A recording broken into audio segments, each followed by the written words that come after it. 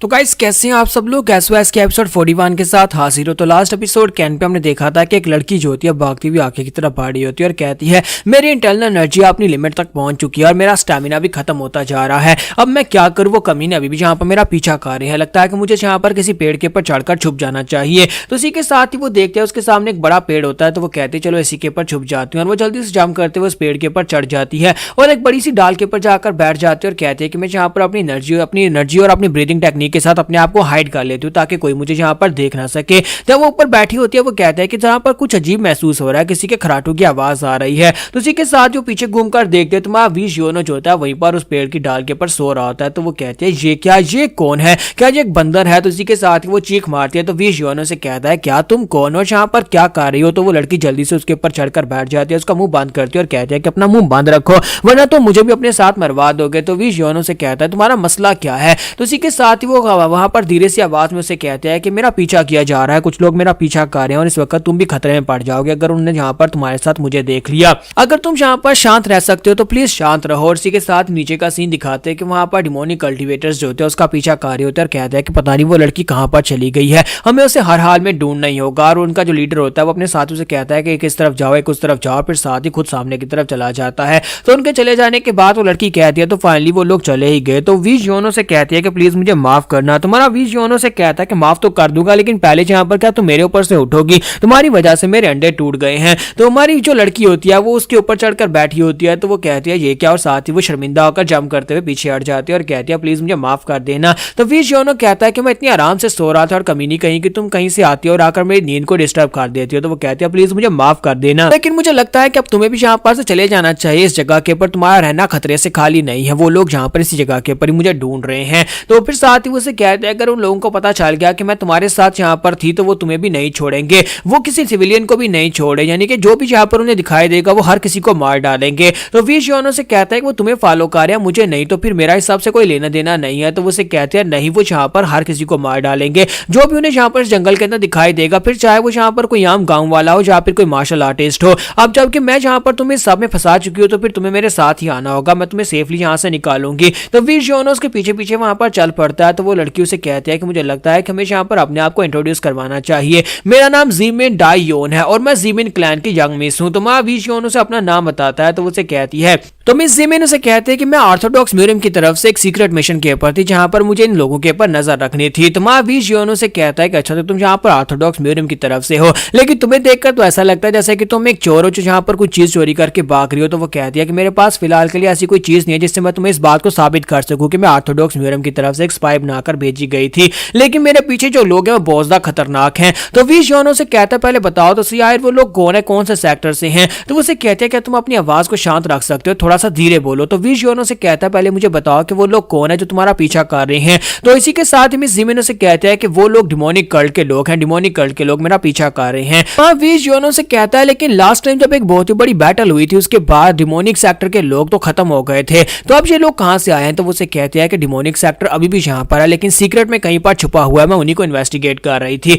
और ये सभी डिमोनिक सेक्टर के लोग मेरा पीछा कर रहे हैं, मैंने तुम्हें सब कुछ बता दिया है। तो वीश योनो से कहता है कि हाँ तुमने मुझे सब कुछ तो बता दिया है। फिर साथ ही वो कहता है ठीक है तुम सभी लोग यहाँ पर निकल कर आ सकते हो, मुझे पता है कि तुम लोग यहीं पर छुपे हुए हो। तो मिस ज़ीमिन भी इस बात से काफी ज्यादा हैरान हो जाती है जबकि डिमोनिक सेक्टर के लोग वहां पर सामने से निकल कर आते हैं और कहते हैं कि तुम्हें पता कैसे चला कि हम लोग यहाँ पर छुपे हुए हैं, क्योंकि हम लोगों ने यहाँ पर अपने डिमोनिक स्पेशल स्किल को यूज करके अपने आप को छुपाया हुआ था। तो मिस ज़ीमिन कहते हैं ये तो वही कमीने लोग हैं, जबकि इसी के साथ ही वो कहता है क्या तुम भी यहाँ पर ऑर्थोडॉक्स म्यूजियम से हो। तो हमारा वीश योनो से कहता है नहीं मेरा ऑर्थोडॉक्स म्यूजियम के साथ कोई भी लेना देना नहीं है और वैसे भी यहाँ पर मैं किसी म्यूजियम को ज्वाइन नहीं करना चाहता। तो ये बात सुनने के बाद सेक्टर लीडर जो होता है उसे कहता है अच्छा तो ये बात है, मैं यहाँ पर तुम्हारी इस बात को मान लेता हूँ कि तुम्हारा इस सबसे कोई लेना देना नहीं है, लेकिन अब यहाँ पर तुम मरने वाले हो क्योंकि हम लोग यहाँ पर कोई भी गवाह पीछे नहीं छोड़ेंगे। तो मिस ज़ीमिन आगे बढ़ती है और उनसे कहते हैं रुक जाओ तुम यहाँ पर इस लड़के को नहीं मार सकते क्योंकि इसे इस बारे में कुछ भी नहीं पता, इसे कुछ भी नहीं पता, इसलिए प्लीज इसे जाने दो। तुम्हें तो यहाँ पर मैं चाहिए, तो मुझे यहाँ पर सब कुछ पता है, मुझे तुम्हारे सीक्रेट्स के बारे में पता है,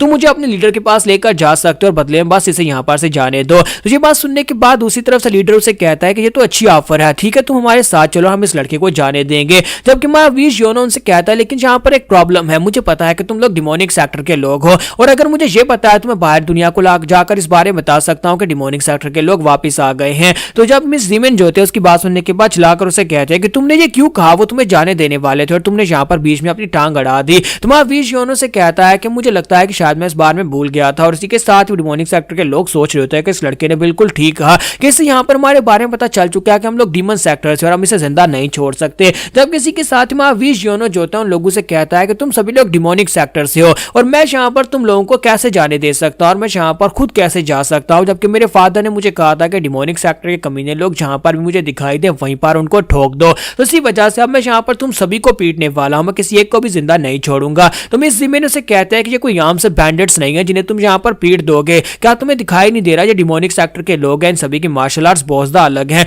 और आखिर तुम्हारे फादर है कौन जिसने यहाँ पर डिमोनिक सेक्टर के बारे में ऐसी बात कही थी? तो वी शियोनो जो होता है उसे अपने फादर का नाम बताता है कि मेरे फादर का नाम वी जियोंग हान था। तो जैसे वो इतना नाम लेता है तो ये बात सुनते ही वो डिमोनिक सेक्टर के लोग बहुत ज्यादा घबरा जाते हैं और कहते हैं क्या तुम वी क्लैन से हो? इसका मतलब यह है कि वो कमीना वी जियोंग हान तुम्हारा फादर था जिसने हमारे डिमोनिक सेक्टर के कई लोगों को मारा था, उसने हमारे हजारों लोगों की जान ली है। तुम तो यहाँ पर हमारे स्वर्ण एनिमी के बेटे हो, तो इसका मतलब यह है कि अब तुम्हें मरना होगा, हम तुम्हें बिल्कुल भी नहीं छोड़ेंगे। और वो सभी लोग गुस्से के साथ अटैक करने के लिए आगे बढ़ते हैं और कहते हैं कि ये सारी की सारी तुम्हारे फादर की गलती है, उसे हमारे क्लैन के साथ पंगा नहीं लेना चाहिए था। कि हमारा वी जो होता है वहां पर से मिस जिमिन को पीछे की तरफ धक्का देता है और साथ ही वहां पर उसके अटैक को अपनी तलवार के साथ ब्लॉक करता है और गुस्से के साथ उसकी तरफ देखते हुए साथ ही अपनी तलवार को अनशीट करना स्टार्ट करता है। जैसे ही वो अपनी तलवार को अनशीट करता है और उसे कहता है कि तुम्हें क्या लगा था कि तुम यहाँ पर इतनी आसानी से मेरे पर अटैक कर सकते हो? मैं यहाँ पर एक अच्छा बेटा तो नहीं बन पाया, लेकिन मैं तुम्हें इतना बता दूं कि मेरी तलवार मेरे बाप से भी ज्यादा शार्पर है, यानी कि तुम सभी लोग अब मेरे हाथ से मरने वाले हो। मेरे बाप ने मुझसे एक बात कही थी कि डिमोनिक सेक्टर के लोग जहां पर दिखे उन सभी को पीट देना,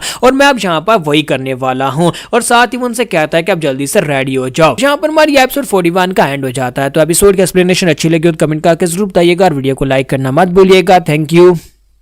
तो गाइस कैसे हैं आप सब लोग? एसओएस के एपिसोड 42 के साथ हाजिर हो। तो लास्ट एपिसोड के एंड पे हमने देखा था कि हमारा वी जियोनो का सामना वहां पर डिमोनिक फैक्शन के लोगों के साथ होता है और वो फाइट करने के लिए रेडी हो जाता है। तो इस एपिसोड की शुरुआत में उस डिमोनिक लीडर को दिखाता है कि वो एल्डर ऊपर खड़ा होता है और उसके साथ उसका साथी ब्लू मून भी होता है। तो वो दोनों ऊपर से ये सब कुछ देख रहे होते हैं। तो मास्टर जो होते हैं वहां पर उन्हें पता चलता है कि इस लड़के का नाम वी जियोनो है। तो ब्लू मून उसे बताता है कि हाँ इस लड़के का नाम वी जियोनो है और ये मास्टर वी गोंगडोंग का छोटा बेटा है। उसके दो बेटे हैं, एक बड़ा और एक छोटा, तो ये उसका छोटे वाला है। तो इसी के साथ ही एल्डर उसे कहता है लेकिन मैंने कभी इसके बारे में क्यों नहीं सुना, ये तो एक सुप्रीम राम का मास्टर और काफी ज्यादा पावरफुल भी है। तो इसी के साथ ही उसका ब्लू मून उसे कहता है कि मुझे लगता है कि ये पिछले 5 साल से गायब था, क्योंकि यहाँ पर इससे पहले इसके बारे में कोई भी न्यूज नहीं थी और अभी यहाँ पर रिसेंटली इसके बारे में हमने भी खबरें सुनना शुरू की हैं और मुझे लगता है कि ये वाकई में काफी स्ट्रॉन्गर होकर वापिस आया है। तो एल्डर कहते हैं कि आज ये कौन सी जगह के ऊपर था जहां पर से 5 साल में इतना स्ट्रॉन्गर होकर वापिस आ गया कि एक सुप्रीम राम का मास्टर बन चुका है। इतनी कम एज में जहां पर इतनी पावरफुल मार्शल प्रोवेस होना ये कोई आम बात नहीं है। और साथ ही उसके हाथ में उस तलवार को देखते हैं, शायद उस तलवार को पहचानते हैं क्योंकि ये तलवार स्वर्ड एम्परर की हुआ करती थी। तो इसी के साथ ही हमारा नीचे का सीन दिखाते हैं जहां पर वो लड़की जो होती है वो भी काफी ज्यादा हैरान हो जाती है। तो मिस जिमिन जो होती है वो कहते हैं कि मुझे तो लगा था कि ये सिर्फ और सिर्फ एक बेवकूफ है जो यहाँ पर उनके सामने अपने आप को हीरो बनाने की कोशिश कर रहा है, लेकिन लगता है कि ये वाकई में काफी स्ट्रॉन्गर भी हो सकता है। तो इसी के साथ ही जियोनो बड़ी तेजी के साथ आगे बढ़ता है और एक वाले के पास पहुंचकर उसके ऊपर अटैक करता है। तो वो अपनी तलवार को सामने करते हुए अटैक को ब्लॉक कर लेता है। तो जियोनो वहीं पर उसे कोनी मारता है जिससे उड़ता हुआ काफी दूर गिरता है, जबकि साथ ही दूसरा वाला जो होता है ऊपर से जंप करते हुए उसके ऊपर अटैक करता है। लेकिन जियोनो वहीं पर से रास्ते बीच में से निकल जाता है और उसके अटैक से अपने आप को बचा लेता है। तो वो डिमोनिक मास्टर भी काफी हैरान होता है और कहता है कि वो कहां पर चला गया। तो जियोनो पीछे से निकलता है और उसके मुंह पर एक जबरदस्त किक मारता है जिससे वो भी उड़ता हुआ ग्राउंड के ऊपर गिर जाता है। तो दोनों को गिराने के बाद अब यहाँ पर दो जो होते हैं वो साइड के ऊपर से निकलते हैं, एक के पास भाला होता है एक पास तलवार होती है। दोनों यहाँ पर अपने अपने वेपन के साथ सामने की तरफ अटैक करते हैं, लेकिन वी जियोनो उनके अटैक को भी अवॉइड कर लेता है और साथ ही वहां पर अपनी टांगे खोलकर दोनों को एक डबल किक मारता है जिसकी वजह से वो दोनों पीछे की तरफ गिर जाते हैं। अब यहाँ पर वी जियोनो जो होता है वहां पर अपनी तलवार को घुमाकर उन सभी के टेंडेंट्स काट देता है, उनके हाथों के और साथ उनके पांव के टेंडेंट्स को काट देता है ताकि उनके हाथ और पांव बिल्कुल बेकार हो जाएं। तो इसी के साथ ही दिखाते हैं कि वो डिमोनिक मास्टर जो होता है, जो लीडर होता है बाकी सभी का, वो उनसे कहता है कि अपने डिमोनिक पावर्स को यूज करो और वो अपने डिमोनिक पावर्स को यूज करते हैं। तो हालांकि उनके टेंडेंट्स कट चुके हैं, उन्हें यहाँ पर मेडिकली उन्हें यहाँ पर चलना तो बिल्कुल भी नहीं चाहिए, लेकिन डिमोनिक पावर्स की वजह से वो उठकर खड़े हो जाते हैं। तुम्हारा वी जियोनो कहता है कमीने डिमोनिक मास्टर्स कहीं के, तुम लोग तो यहाँ पर तुम्हारे टेंडेंट्स कटने के बाद भी उठकर खड़े हो गए हो। तो डिमोनिक लीडर उसे कहता है कि शायद तुम्हारे बाप ने तुम्हें हमारे बारे में सब कुछ नहीं बताया कि डिमोनिक कल्ट के लोग क्या कुछ कर सकते हैं, चाहे तुम यहाँ पर कुछ भी कर लो हम लोग फिर से उठकर खड़े हो जाएंगे। तुम्हारा वी जियोनो कहता है उसका मतलब यह है कि मुझे यहाँ पर तुम्हारी टांगे ही काटनी पड़ेंगी, फिर तुम कैसे उठकर खड़े होगे। तो वो कहता है कि जरा आजमा कर देख लो क्योंकि अब तुम यहाँ पर कर नहीं पाओगे। और इसी के साथ ही वी जियोनो जो होता है वहां पर उसके ऊपर अटैक करने के लिए आगे बढ़ता है, जबकि वो वो चारों जो होते हैं वहां पर एक साथ मिलकर अटैक करने के लिए आगे बढ़ते हैं। जब वो सभी लोग अपनी पावर्स को रिलीज करके आगे बढ़े होते हैं तो वी जियोनो का अपने फादर की बात याद आती है कि उसके फादर ने एक बार उससे कहा था कि कभी भी यहाँ पर डिमोनिक फैक्शन के लोगों के ऊपर तरस मत खाना, क्योंकि वो कमीने लोग हैं। वो जब यहाँ पर दोबारा उठकर खड़े होते हैं तो फिर से अटैक करना चाहते हैं, इसलिए उनके ऊपर तरस खाना ये तुम्हारी बहुत बड़ी भूल हो सकती है। इसलिए यहाँ पर दुनिया में किसी के ऊपर भी तरस खाया जा सकता है, लेकिन डिमोनिक फैक्शन के लोगों के ऊपर बिल्कुल भी नहीं। खासतौर पर जब यहाँ पर तुम एक सीरियस बैटल में और सामने वाला तुम्हें जान से मारना चाहता हो तो वी जियोनो कहता है कि इसका मतलब यह है कि इनके ऊपर तरस नहीं खाया जा सकता। तो वी जियोनो वहीं पर से अपनी तलवार को घुमाकर सामने की तरफ जो उसके ऊपर भाले से अटैक करने के लिए आते हैं वो उनका बाजू काट देता है। उनका बाजू एक का और एक की टांग काट देता है, जिससे वो दोनों गिर जाते हैं और इसी के साथ दो पीछे से निकलते हैं और अपनी तलवार घुमाकर वी जियोनो के ऊपर अटैक करते हैं। तो वो उनसे कहता है कि जिस स्पीड के साथ तुम लोग मेरे पर अटैक कर रहे हो, इस स्पीड के साथ तो कोई टर्टल भी इसके साथ हिट नहीं होगा, वो भी यहाँ पर बीच से निकल जाएगा। और साथ ही वो पीछे मिस जिमिन की तरफ देखता है और मिस जिमिन जहाँ पर क्योंकि वहां पर वो भी अटैक की रेंज में होती है, तो वहां वी जियोनो कहता है कि मुझे यहाँ पर इनके अटैक्स को ब्लॉक करना होगा। वो अपनी तलवार को सामने की तरफ करते हुए घुमाता है और एक नेट बनता है जिससे वो उनकी स्लैशेस को वहां पर ब्लॉक कर लेता है। और साथ ही कहता है कि मुझे लगता है कि अब इसे खत्म करने का वक्त आ चुका है, क्योंकि अगर यहाँ पर इसे और लंबा खींचा तो मिस जिमिन नुकसान में आएगी। और इसी के साथ ही वी जियोनो ऊपर की तरफ जाता है, वहां पर जाने के बाद अपनी क्रॉस वाली स्पेशल टेक्निक को यूज करते हुए वहां पर एनर्जी का एक बड़ा सा गोला बनाता है और एनर्जी का गोला जैसे ही वहां पर गिरता है एक जबरदस्त धमाका होता है। डिमोनिक कैरेक्टर भी ये देखकर काफी ज्यादा हैरान हो रहे होते हैं, साथ ही वहां पर खुश भी हो रहे होते हैं। तो वहां पर बाकी के तीन तो मर जाते हैं, एक लीडर जो होता है वो अभी तक जिंदा होता है और कहता है कि मैं यहाँ पर अकेला सर्वाइवर हूँ। उसने अपने मुंह के अंदर वहां पर पॉइजन वाला दांत लगा रखा था, ये पिल रखी होती है, और जैसे वो पिल को निकलकर खुदकुशी करने लगता है तो इसी के साथ ही हमारा वी जियोनो जो होता है उसे कहता है कि मिस जिमिन क्या इसे जिंदा छोड़ना है, क्या इसे जिंदा पकड़ना बेहतर है या फिर इसे मरने दूं। तो जिमिन उसे कहती है अगर जिंदा पकड़ लो तो ज्यादा बेहतर है। तो इसी के साथ ही वो दूसरा डिमोनिक लीडर जो होता है जैसे ही वहां पर उस पिल को खाने लगता है, हमारा वी जियोनो अपना हाथ आगे बढ़ाता है, उसकी गर्दन के ऊपर मारता है और उसे कहता है कि तुम्हें किसने कह दिया कि मेरी मौजूदगी में तुम यहाँ पर मर सकते हो, मेरी इजाजत के बिना तुम यहाँ पर मर भी नहीं सकते। और साथ ही उसके मुंह के अंदर से वो पिल बाहर गिर जाती है। तो वी जियोनो कहता है कि मेरे फादर ने एक बार मुझे बताया था कि ये कमीने लोग अपना एक दांत रिमूव करके उसके अंदर एक पॉइजनस पिल लगा देते हैं और जब कभी यहाँ पर सिचुएशन इनके हाथ से निकल जाती है तो ये खुद उस पिल को खाकर मर जाते हैं। वी जियोनो से कहता है लो मैंने यहाँ पर तुम्हारे लिए इसको जिंदा छोड़ दिया है। तो मिस जिमिन कहती है कि ये तो एक मार्शल मास्टर है, इसने यहाँ पर बड़ी आसानी से सभी को डेयर कर दिया। तो यहाँ पर से नेक्स्ट सीन जो होता है हमें न्यू सेक्रेट हैंड बैनर का दिखाया जाता है, जहाँ पर हमारा जो जैंगिल होता है वो अपने साथ सानो को लेकर उस मोटू आदमी के पास पहुंचता है जो कि अब यहाँ पर सेक्रेट हैंड बैनर का मास्टर है। तो मास्टर दाइफेंग उनसे कहता है कि तुम लोग हो कौन, और साथ ही वो यहाँ पर जैंगिल की तरफ देख रहा होता है, कहता है ये तो एक भिखारी है, और भिखारी यहाँ पर उसके बारे में क्यों पूछ रहा होगा वी जियोनो के बारे में।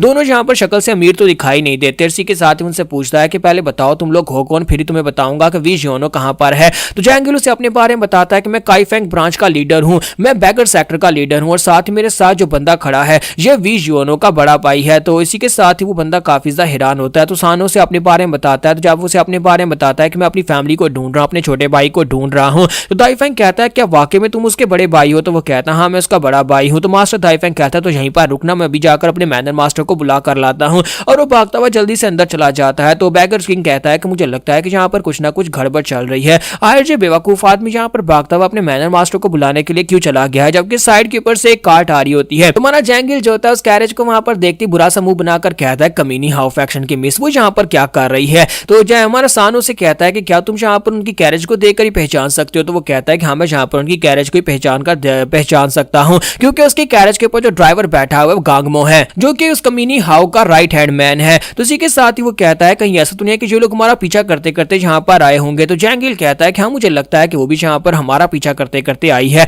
तो इसी के साथ ही उस कार्ट के अंदर से फादर नीचे उतरते हैं और फादर के साथ मदर वहां पर नीचे उतरती है। तो सानो जब उनको देखता है तो उन दोनों को रिस्पेक्ट देता है और कहता है कि फादर मदर आप लोग यहाँ पर क्या कर रहे हैं। तो वो उसे बताता है कि हम लोग भी यहाँ पर वी जियोनो को ढूंढने के लिए आए हैं। तो यहाँ पर हमारी एपिसोड 42 का एंड करेंगे और नेक्स्ट एपिसोड में देखेंगे कि क्या ये लोग यहाँ पर उसके पीछे पहुंच पाएंगे जहां पर वो डिमोनिक फैक्शन के लोगों से फाइट कर रहा है। तो गाइस कैसे हैं आप सब लोग, गैसवैस के एपिसोड 43 के साथ हाजिर हूं। तो लास्ट एपिसोड के एंड पे हमने देखा था वी जियोनो का बड़ा भाई जो होता है वो तो पहले वहां पर सेकंड हैंड मैनर में पहुंच जाता है और उसके बाद उसकी मदर और उसके फादर भी वहां पर पहुंच जाते हैं और उनको देखने के बाद वो काफी ज्यादा हैरान होता है। वो सभी लोग वहां पर गाड़ी से नीचे उतरते हैं और उसके बाद फादर उसे कहता है कि बेटा सानो तुम यहाँ पर क्या कर रहे हो। तो सानो कहता है कि मैं तो यहाँ पर जियोनो को ढूंढने के लिए आया। तो वो कहता है कि हम भी जियोनो को ही ढूंढने के लिए आए हैं, इसका मतलब यह है कि तुम हमसे भी ज्यादा तेज निकले और हमसे पहले यहाँ पर पहुंच जाए। फिर साथ ही उसे कहता है क्या तुम्हें जॉनो मिला? तो वो कहता है नहीं फादर, मुझे यहाँ पर जॉनो नहीं मिला, वो कुछ देर पहले यहाँ पर से निकल गया है। तो फादर कहते हैं कि वो चला गया, लेकिन कहाँ पर गया होगा। और इसी के साथ ही मदर गुस्से के साथ से कहती है कि मैंने तुम्हें कहा भी था कि तेज चला करो, लेकिन तुम तेज क्यों नहीं चलते? तो वो कहता है कि अच्छा ठीक है ना, हम लोग अभी उसके पीछे चले जाते हैं। जबकि हमारा सोहा अंदर से निकल कर आता है और उनसे कहता है कि ग्रीटिंग सर, प्लीज माफ करिएगा, आप सभी लोग यहाँ पर ग्रैंड मास्टर वी जियोनो के फैमिली हैं, मुझे पता चला तो मैं जल्दी से भागता बाहर आ गया हूँ, इसलिए प्लीज यहाँ पर रुकिए, आप मेरे घर रुकिए। तो वो लोग कहते हैं क्या यहाँ पर किसको ग्रैंड मास्टर कह रहा है? क्या हमारे बेटे को यहाँ पर ग्रैंड मास्टर कह रहा है? तो हमारा सोहा जो होता है सभी लोग उसे काफी तमीज से बात कर रहा था और सभी लोग काफी ज्यादा हैरान हो रहे होते हैं कि क्या ये छोटा सा बच्चा यहाँ पर इस पूरे के पूरे मैनर का मास्टर है और ऊपर से हमारे बेटे वी जियोनो को ग्रैंड मास्टर क्यों कह रहा है? तो इसी के साथ ही हमारा सोहा हम लोगों से कहता है कि प्लीज मेरे साथ आ जाए, अंदर आए, हम लोग आपके लिए सबसे बेस्ट खाना तैयार करवाते हैं, क्योंकि आप यहाँ पर ग्रैंड मास्टर की फैमिली है। तो इसी के साथ ही सोहा जो होता है उनसे कहता है आपके मेरे ग्रैंड मास्टर यानी कि वी जियोनो ने हमारे ऊपर बहुत सारे फेवर्स किए हैं, जिसकी वजह से मैं यहाँ पर उसकी फैमिली के लिए इतना तो कर ही सकता हूँ, इसलिए प्लीज यहाँ पर आप मुझे शर्मिंदा मत करें, मेरे साथ अंदर आ जाए। तो फादर उसकी बात सुनने के बाद कहते हैं कम से कम हम लोग यहाँ पर इसकी बात तो सुन ही सकते हैं कि हमारा बेटा इसके लिए क्या कुछ करके गया, हम उसकी कहानी तो सुन सकते हैं। और वैसे भी यहाँ पर खाने को ना नहीं किया जाता और वो लोग अंदर आ जाते हैं, उनके लिए वहां पर लैविश खाना तैयार किया जाता है। तो उस खाने को देखने के बाद फादर कहते हैं कि चलो फिर यहाँ पर स्टार्ट करते हैं, जबकि मदर कहती है कि मेरा तो यहाँ पर कुछ भी खाने को दिल नहीं कर रहा। तब से मुझे खबर मिली है कि मेरा बेटा वापस आ गया है, लेकिन अभी तक मेरे पास नहीं पहुंचा, तब से मैं यहाँ पर काफी ज्यादा परेशान हूँ और मैं यहाँ पर सिर्फ यही सोचती रहती हूँ कि मेरा बेटा मुझे वापस कैसे मिल पाएगा। जबकि सानो से कहता है कि मदर आपको परेशान होने की जरूरत नहीं है, इस वक्त बैगर सेक्टर और हाउ फैक्शन के लोग एक दूसरे से कम्पीट करने के लिए मिशन पूरा कर रहे हैं और वो बहुत ही जल्दी हमारे छोटे भाई को ढूंढ निकालेंगे, इसलिए आपको अपनी सेहत का ख्याल रखना चाहिए। तो मदर उसे कहती है कि हाँ मुझे लगता है कि मुझे अपनी सेहत का ख्याल रखना चाहिए, लेटली मैं यहाँ पर अपने खाने का भी ध्यान नहीं रख पा रही थी। जबकि सुहा उसकी बात सुनने के बाद कहता है कि मैडम अगर आपको लगता है कि आपकी तबीयत ठीक नहीं है तो फिर मैं अभी यहाँ पर आपके लिए सबसे बेस्ट डॉक्टर का बंदोबस्त करवाता हूँ। और अपने मैनेजर से कहता है कि मास्टर दाइचो आप यहाँ पर जल्दी से यहाँ पर एक सबसे बेस्ट डॉक्टर का बंदोबस्त कराएं, किसी ऐसे वैसे डॉक्टर का नहीं बल्कि सबसे बेस्ट डॉक्टर जो भी यहाँ पर अवेलेबल है उसका बंदोबस्त करें ताकि मैडम का इलाज किया जा सके। तो ये लोग अभी यहीं पर होते हैं, किसी के साथ ही वहां पर पूरा मैनर हिलना शुरू हो जाता है। तो वो लोग कहते हैं कि ये अचानक से क्या हो गया। तो हमारा सोहा भागता हुआ बाहर जाता है, जहां पर दिखाते हैं वही डार्क स्पाइडर क्लैन का जो मास्टर था जिसकी कल्टीवेशन को हमारे वी जियोनो ने क्रिपल कर दिया था, वो अपने साथ कुछ नए असैसिन्स को लेकर आता है और आकर उनके दरवाजे को तोड़ देता है। और उनका दरवाजा तोड़ने के बाद कहता है कि बच्चे अब जल्दी से बाहर निकलो, मैं अपने साथ यहाँ पर नए असैसिन्स को लेकर आया हूँ। मुझे जैसे पता चला कि वो कमीना बच्चा यहाँ पर से चला गया है, उसके चले जाने के बाद अब मैं यहाँ पर अपना बदला लेने के लिए आया हूँ। आज मैं तुम सभी लोगों को मार डालूंगा और अपना सब कुछ वापस ले लूंगा। तो जैसे ही यहाँ पर आकर सामने खड़ा होता है तो हमारा वी जियोनो कहता है कमीने कहीं कि तुम यहाँ पर क्या करने के लिए आए हो? तो वो कहता है कि मैं अपना बदला लेने के लिए आया हूँ, क्या तुम देख रहे हो मेरे साथ यहाँ पर पूरे असैसिन्स का एक ग्रुप है, आज मैं तुम सभी को मार डालूंगा और उसके बाद पूरे के पूरे हिबी के पर हमारा ही राज होने वाला है। जबकि इसी के साथ ही यहाँ पर फादर जो होते हैं वो सानो से कहता है कि सानो मुझे लगता है कि ये खाना फ्री में तो बिल्कुल भी नहीं मिलने वाला और मुझे लगता है कि यहाँ पर खाना खाने के बदले हमें पहले इसकी कीमत चुकानी पड़ेगी। तो सानो कहता है कोई बात नहीं डैड, मुझे यहाँ पर इस तरह के काम करने में बहुत ज्यादा अच्छा लगता है जिसमें यहाँ पर बुरे लोगों को पीटना हो। और वो अपनी तलवार लेकर आगे बढ़ता और कहता है कि मैं खाना ठंडा होने से पहले यहाँ पर ये काम खत्म कर दूंगा। और दूसरी तरफ से बॉस चिल्लाकर कहता है कि मेरे असैसिन्स जल्दी से अटैक करो, इन सभी को मार डालो। और जबकि वो उसके ऊपर अटैक करने के लिए आगे बढ़ने लगता है तो हमारा सानो भी अपनी तलवार निकालता है, अटैक करने के लिए आगे बढ़ता है। तो फादर कहते हैं कि वो कौवे जो कि यहाँ पर ये नहीं जानते कि उन्हें किस जगह के ऊपर उड़ना है और किस जगह के ऊपर नहीं उड़ना, उनके पंखों को काट दिया जाता है और वो सभी लोग यहाँ पर हवा की स्लैशेस की वजह से मारे जाते हैं। जैसे कि अब यहाँ पर वो डीमन स्लेइंग स्वॉर्ड के सामने खड़े हैं और उन्हें पता नहीं है कि वो किसके सामने खड़े हैं। तुम्हारा सानो जो होता है बड़ी तेजी के साथ उन सभी के ऊपर स्लैशेस लगाता है और स्लैशेस लगाकर उन सभी लोगों को मार डालता है। तो सिर्फ वहां पर कुछ ही तलवार के मूव्स के साथ ही वो उन सभी को मार डालता है। तो वहां पर नीचे उनकी लाशें पड़ी होती हैं और वो सभी लोग से देखकर बहुत ज्यादा हैरान हो जाते हैं और वो बॉस बहुत ज्यादा घबरा जाता है और कहता है कि ऐसा कैसे हो सकता है, ये तो डीमन स्लेइंग स्वॉर्ड है, म्यूरियम का एक बहुत ही खास करैक्टर जहां पर ये इस जगह के ऊपर क्या कर रहा है। तो सानो से कहता है कि जल्दी से इस गेट को रिपेयर करो और उसके बाद मुझे इन असैसिन्स जहां पर से तुम इन्हें लेकर आए हो मुझे इनके बेस के ऊपर लेकर चलो ताकि मैं सभी को नाइलेट कर सकूं। तो बॉस उसकी बात सुनने के बाद सोच रहा था ये तो बिल्कुल अपने छोटे भाई की तरह ही है। तो यहीं पर से नेक्स्ट सीन जो होता है हमें ऑर्थोडॉक्स म्यूरियम अलायंस की जिनजैंग ब्रांच का दिखाया जाता है, जहां पर मिस जिमिन जो होती है उस डिमोनिक कल्ट के सेक्टर का जो लड़का था उसको अपने कंधे के ऊपर उठाकर वहां पर लेकर आती है और दरवाजे पे नॉक करती है और उनसे कहती है कि मुझे तुम लोगों की मदद चाहिए। और वो अपने बारे में उन्हें बताती है और कहती है कि मैं यहाँ पर इस असैसिन को ट्रांसपोर्ट करवाना चाहती हूँ क्योंकि ये डिमोनिक सेक्टर का एक बंदा है, इसलिए मैंने यहाँ पर इसे जिंदा पकड़ा है। तो क्या तुम अपने लोगों को मेरे साथ भेज सकते हो ताकि इसे यहाँ पर से ट्रांसमाइग्रेट करवाया जा सके। तो वो बंदा उसे कहता है कि माफ करना लेकिन यहाँ पर मेरे अलावा कोई भी नहीं है, बाकी के सभी लोग यहाँ पर से चले गए हैं। तो मिस जिमिन कहते हैं कि क्या मतलब है चले गए? तो वो कहता है कि क्या तुमने यहाँ पर इस खबर के बारे में नहीं सुना कि स्वर्ड एम्परर का टॉम मिला है। स्वर्ड एम्परर जिस केव के अंदर था वो केव उन्हें मिल गई है और इसी वजह से सभी लोग उसका खजाना लेने के लिए वहां पर चले गए हैं और यहाँ तक कि हमारे सेक्टर के अंदर जितने मर्द थे वो सारे वहीं पर चले गए हैं। इसलिए मैं यहाँ पर फिलहाल के लिए तुम्हें सिर्फ और सिर्फ एक घोड़ा गाड़ी यानी एक कैरेज का बंदोबस्त करके दे सकता हूँ। इसके अलावा माफ करना लेकिन मेरे पास मैन पावर बिल्कुल भी नहीं है। तो हमारा वी जोनो कहता है कि क्या ये स्वर्ड एम्परर जिसकी बात हो रही है क्या वो कोई बहुत ही पावरफुल फिगर है? तो हमारी जीमेन कहते हैं क्या वाकई में तुम्हें स्वर्ड एम्परर के बारे में नहीं पता? वो कहता है नहीं मुझे तो नहीं पता, मुझे मास्टर सानफैंग जो कि शाओलिन टेंपल से थे और वुडैंग सेक्टर के मास्टर वुडैंग के बारे में पता है कि वो दोनों ही काफी ज्यादा फेमस थे, लेकिन ये स्वर्ड एम्परर कौन है मुझे नहीं पता। तो मिस जिमेन उसे बताते हैं कि स्वर्ड एम्परर जो था असल में उसकी जो कैरेक्टरिस्टिक्स थे, उसका जो अपना बिहेवियर था वो बहुत ज्यादा अजीब था। उसने अपने क्लैन के लोगों को छोड़ दिया और उनको छोड़कर कल्टीवेट करने के लिए चला गया था। हालांकि वो काफी ज्यादा फेमस हो गया था अपनी तलवारबाजी की स्पेशल टेक्निक्स की वजह से, लेकिन वो बहुत ही मगरूर इंसान था जिसने अपने लोगों को छोड़ दिया और उसके बाद वो कहीं गायब हो गया। पता नहीं वो कैसे कहीं पर मर गया, कहते हैं कि वो कहीं पर जाकर ट्रैप हो गया, लेकिन उसके अपने जो क्लैन के लोग थे उन्होंने भी उसे ढूंढना छोड़ दिया। यही वजह है कि स्वर्ड एम्परर जो है वो अपने लोगों में बिल्कुल भी फेमस नहीं है और ना ही यहाँ पर म्यूरे में वो फेमस है। तो हमारा वी जोनस की बात सुनने के बाद सोच रहा था कि ये सारी कहानी कुछ सुनी सुनी लगती है, ऐसे लगता है कि मेरे मास्टर के साथ रिलेटेड है। तो इसी के साथ ही उन्हें कैरेज दे देता और वो कैरेज के ऊपर उस बंदे को लाद कर निकल पड़ते हैं। और रात के वक्त में जिमिन कहती है कि मुझे लगता है कि हमें यहीं पर रेस्ट करनी होगी क्योंकि इससे आगे हम लोग नहीं जा पाएंगे, और वो लोग वहां पर जंगल में आग जलाकर बैठ जाते हैं। मिस जिमिन उसे कहती है कि तुम मेरे साथ क्यों जा रहे हो, क्या तुम्हारे पास और कहीं जाने की कोई जगह नहीं है? तुम्हारा वी जोनो से कहता है कि नहीं मेरे पास और कोई भी जाने की जगह नहीं है और मुझे लगता है कि तुम जहां पर से लोयांग की तरफ जा रही हो तो फिर मैं भी वहीं पर चला जाता हूं, क्योंकि मेरे पास कोई गोल ऐसा नहीं है कि कोई ऐसी डेस्टिनेशन नहीं है कि जहां पर मैं जाना चाहता हूं, इसलिए तुम्हारे साथ यहाँ पर कैरेज में जा रहा हूं। तो वो कहती है अच्छा ठीक है कि क्या तुम वहां पर स्वर्ड एम्परर का खजाना नहीं लेना चाहोगे? तुम्हारा वी जोनो कहता है नहीं मुझे उस खजाने में बिल्कुल भी दिलचस्पी नहीं है, क्योंकि मेरे मास्टर मुझसे कहते थे कि इस तरह की चीजों की अब तुम्हें कोई जरूरत नहीं है। जो टेक्निक्स मास्टर ने मुझे सिखा दी है उनके बाद मुझे यहाँ पर स्वर्ड एम्परर तो क्या किसी की भी स्वर्ड टेक्निक की जरूरत नहीं है। तो मिस जिमिन को वहां पर हमारे वी जोनो के बारे में पता चलता है कि उसकी फैमिली जो है वो वी फैमिली है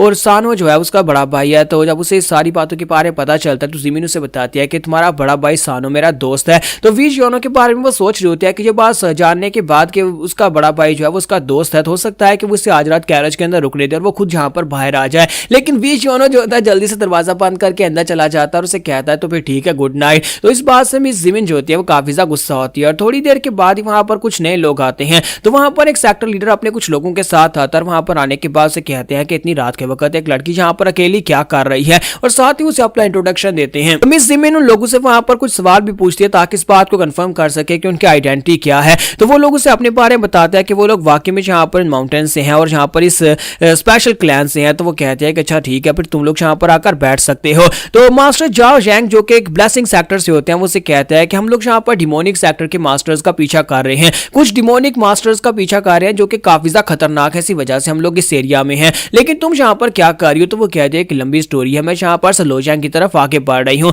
फिर साथ ही उनसे पूछते हैं लेकिन आप यहाँ पर कौन से डिमोनिक सेक्टर के कैरेक्टर्स का पीछा कर रहे हैं? तो वो कहता है कि एक बहुत ही खास किस्म का डीमन है जिसे लस्टफुल डीमन कहा जाता है, या फिर ये कह लो कि वो एक ठरकी किस्म का डीमन है जो कि यहाँ पर पिछले कई सालों से उधम मचा रहा है, लड़कियों का रेप करके चला जाता है, जिसको भी मारता है उसकी बॉडी के ऊपर एक फूल का निशान छोड़ देता है। तुम्हारा वी जियोनो जो कि कैरेज के अंदर सो रहा था वो कैरेज को किक मारता है। वो सभी लोग कहते हैं ये अचानक से क्या हो गया। वो अपनी तलवारें लेकर खड़े हो जाता है कि यहाँ पर कौन है, लगता है कि हमारे पर अटैक होने वाला है। लेकिन वहां वी जियोनो जो था गुस्से के साथ वहां पर से बाहर निकलता और कहता है कि तुम लोगों ने यहाँ पर क्या कहा? तुमने क्या कहा कि वो कमीना डीमन जो कि यहाँ पर लड़कियों का रेप करके फिर भाग जाता है तो जिसको मारता है उसकी बॉडी के ऊपर फूल छोड़ देता है, वो कमीना इंसान जिसकी वजह से मुझे पूरे 5 साल के लिए उस केव के अंदर रहना पड़ा, जिसकी वजह से मेरी जिंदगी की ये हालत हो गई है, वो कमीना कहां पर है मुझे बताओ, मैं उसे अपने हाथों से मारूंगा। तो जहां पर हमारी एपिसोड 43 का एंड होगा। और एपिसोड की एक्सप्लेनेशन अच्छी लगी हो तो कमेंट करके जरूर बताइएगा और वीडियो को लाइक करना मत भूलिएगा। Thank you. तो गाइस कैसे हैं हम सब लोग एसओएस के एपिसोड 44 के साथ हाजिर हो। तो लास्ट एपिसोड के एंड पे हमने देखा था कि हमारे वी जियोनो को जैसे वहां पर पता चलता है कि वो कमीना डीमन मास्टर जो है वो दोबारा से यहाँ पर दिखा है और वो लोग यहाँ पर उसका पीछा कर रहे हैं, जिसकी वजह से हमारे जियोनो को पूरे 5 साल के लिए वहां पर भटकना पड़ा और उस केव के अंदर जाकर ट्रेनिंग लेनी पड़ी। तो हमारा वी जियोनो जो होता है गुस्से के साथ बाहर निकलता चिल्लाकर कहता है कि वो कमीना डीमन कहां पर है, मुझे जल्दी से बताओ कि मुझे जाकर उस क्रिमिनल को पकड़ना है, मुझे जाकर उसे सजा देनी है। उस कमीने की वजह से मैंने यहाँ पर कितना कुछ फेस किया और मैं फाइनली यहाँ पर अब उसको ढूंढ निकालूंगा। तो जैसे हमारा वी जो है ना वहां पर बाहर निकलता है और काफी ज्यादा एक्साइटेड होता है और उनसे कहता है कि मुझे बताओ कि वो कहां पर है। तो उसी के साथ ही वो सभी मास्टर्स उसे कहते हैं कि हमें इस बारे में नहीं पता कि वो कहां पर, हम लोग उसी को तो ढूंढ रहे हैं, लेकिन हमें इतना पता है कि वो आसपास के एरिया में कुछ ज्यादा ही एक्टिव है और इसी वजह से हम लोग उसका पीछा कर रहे थे। लेकिन तुम यहाँ पर कौन हो? तो हमारा वी जोनो कहता है कि इस बात से क्या फर्क पड़ता है कि मैं कौन हूं, बस मुझे जल्दी से बताओ कि वो यहाँ पर से कौन सी डायरेक्शन में है। और साथ ही उनसे कहता है चलो अभी चलते हैं। तो मिस जिमिन उसे कहती है कहीं तुम पागल तो नहीं हो गए, इतनी रात के वक्त हम लोग कैसे जाएंगे, इतना अंधेरा है। तो वी जोनो से कहते हो तो अंधेरे से क्या फर्क पड़ता है। तो जिमिन उसे कहती है कि अंधेरे में खतरनाक हो सकता है। तो जोनो से कहता है कि मुझसे ज्यादा खतरनाक यहाँ पर कौन हो सकता है और तुम्हें डरने की जरूरत नहीं है जब मैं तुम्हारे साथ हूँ। और इसी के साथ ही वी जोनो कहता है कि आज मैं यहाँ पर दुनिया के लिए ज्यादा खतरनाक हूँ और वो उन सभी को अपने साथ लेकर चल पड़ता है। यहीं पर से नेक्स्ट सीन जो होता है उसी क्रिमिनल का दिखाया जाता है कि वो कमीना क्रिमिनल जो होता है भाग रहा होता है क्योंकि उसके पीछे यहाँ पर राइट के मास्टर्स लगे होते हैं। तो वो कमीना कहता है कि मुझे यहाँ पर स्टार्ट में कहा गया था कि सब कुछ ठीक हो जाएगा, मुझे यहाँ पर बहुत सारा सोना और साथ में यहाँ पर वो बुक दी गई थी। डिमोनिक कल्ट के लोगों ने, कमीनों ने यहाँ पर मुझे वो स्पेशल टेक्निक दी थी जिस टेक्निक की मदद से मैं यहाँ पर किसी की जिन एनर्जी को चोरी कर सकता हूँ। तो ये एक बहुत ही खास किस्म की स्पेशल पावर है जिसे यहाँ पर फ्लावर इंडल्जिंग पाम टेक्निक कहा जाता है। मुझे कहा गया था कि अगर मैं जांगो में वापस आता हूँ और अपनी इस फ्लावर इंडल्जिंग पाम टेक्निक को उन लोगों को वापस दे देता हूँ तो फिर मुझे यहाँ पर एक लग्जरी लाइफ मिलने वाली है। लेकिन मुझे क्या पता था कि यहाँ पर वापस आने के बाद ये मेरी डील बहुत ज्यादा बुरी होने वाली है, क्योंकि यहाँ पर आने के बाद मुझे पता चला कि यहाँ पर किसी स्वर्ड एम्परर की केव मिली है जिसके अंदर से कोई खजाना मिलने वाला है,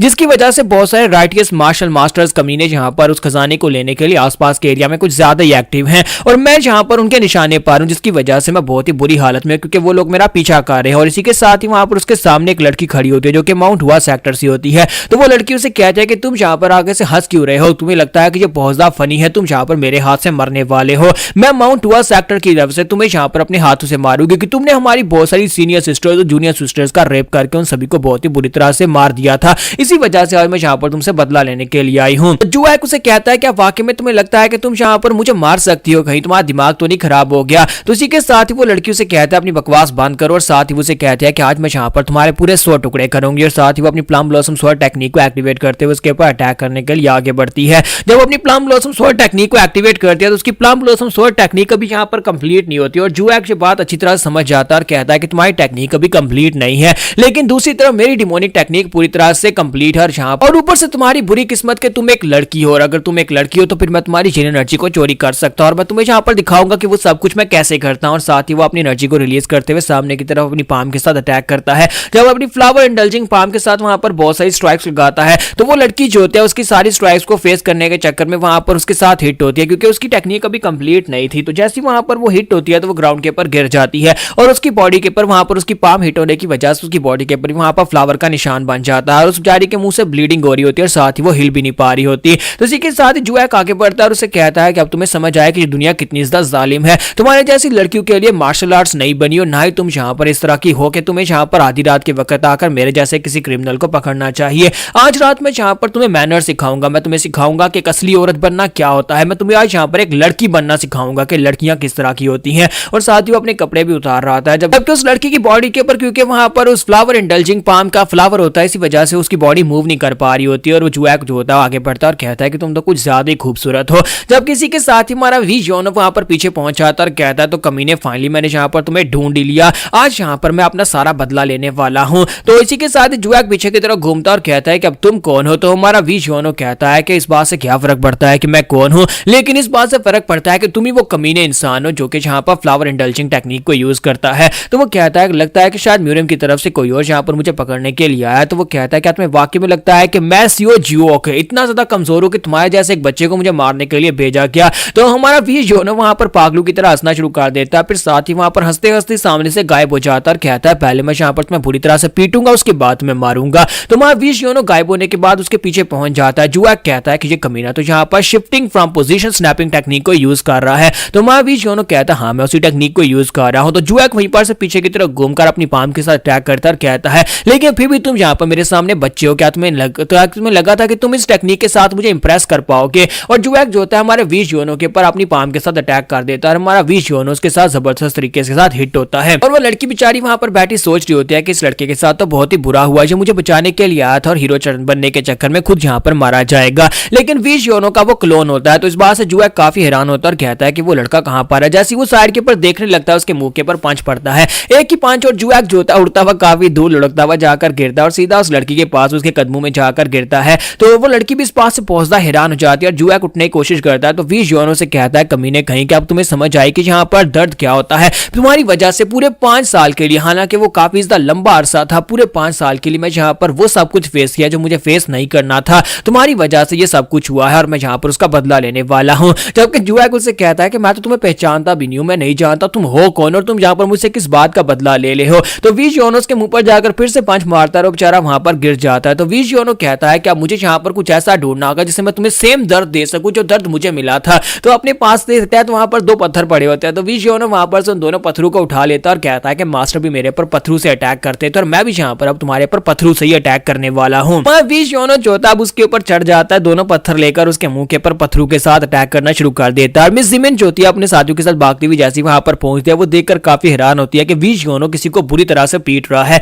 तो वो भागती हुई आती है और आकर वी जियोनो को पकड़ती है और कहती है कि रुक जाओ, ये तुम क्या कर रहे हो, तुम किसी को इस तरह से मार डालोगे। तुम्हारे जियोनो से कहता है ये वही कमीना क्रिमिनल है जिसकी वजह से मैंने इतना कुछ फेस किया था और ये तो बहुत ज्यादा कम है। तो इसी के साथ ही जिमिन उसे कहती है जरा उसका चेहरा तो देखो, अब तो यहाँ पर पहचाना भी नहीं जा रहा क्या वाकई में ये वही फ्लावर इंडल्जिंग स्कॉलर वाला बंदा है जिसके पास वो स्पेशल टेक्निक थी। तो उस बेचारे के चेहरे के ऊपर सूजन आ चुकी होती है, उसकी आंखें सूज चुकी होती है, उसके होंठ सूज चुके होते हैं, उसका पूरा चेहरा ही खराब हो चुका होता है। तो वी जियोनो कहता है कि इसकी ये हालत देखने के बाद अब मेरा दिल नहीं कर रहा है इसको पीटने का, ठीक है तुम लोग यहाँ पर इसको पकड़ सकते हो। और वो लोग जो होते हैं उसे वहां पर पकड़कर बंदी बना लेते हैं। अब यहाँ पर उसको तो बंदी बना लिया जाता है, लेकिन माउंट हुआ सेक्टर की जो लड़की होती है उसकी हालत काफी ज्यादा खराब होती जा रही होती है। तो मिस जिमिनो से कहती है क्या तुम यहाँ पर ठीक हो, लगता नहीं है क्योंकि लगता है तुम्हारी बॉडी के ऊपर भी फ्लावर का मार्क है। तो वी जियोनो आगे बढ़ता है और उसे कहता है कि मुझे अपनी कलाई दिखाओ। तो वो कहती है कि नहीं मैं ठीक हूँ। तो वी जियोनो कहता है बस करो, मुझे दिखाओ, मुझे देखने दो। तो वी जियोनो उसकी कलाई को चेक करता है और कहता है कि प्रॉब्लम बढ़ती जा रही है, तुम्हारी एनर्जी को अभी स्टेबलाइज नहीं किया तो फिर तुम दोबारा कभी यहाँ पर मार्शल आर्ट्स यूज नहीं कर पाओगे,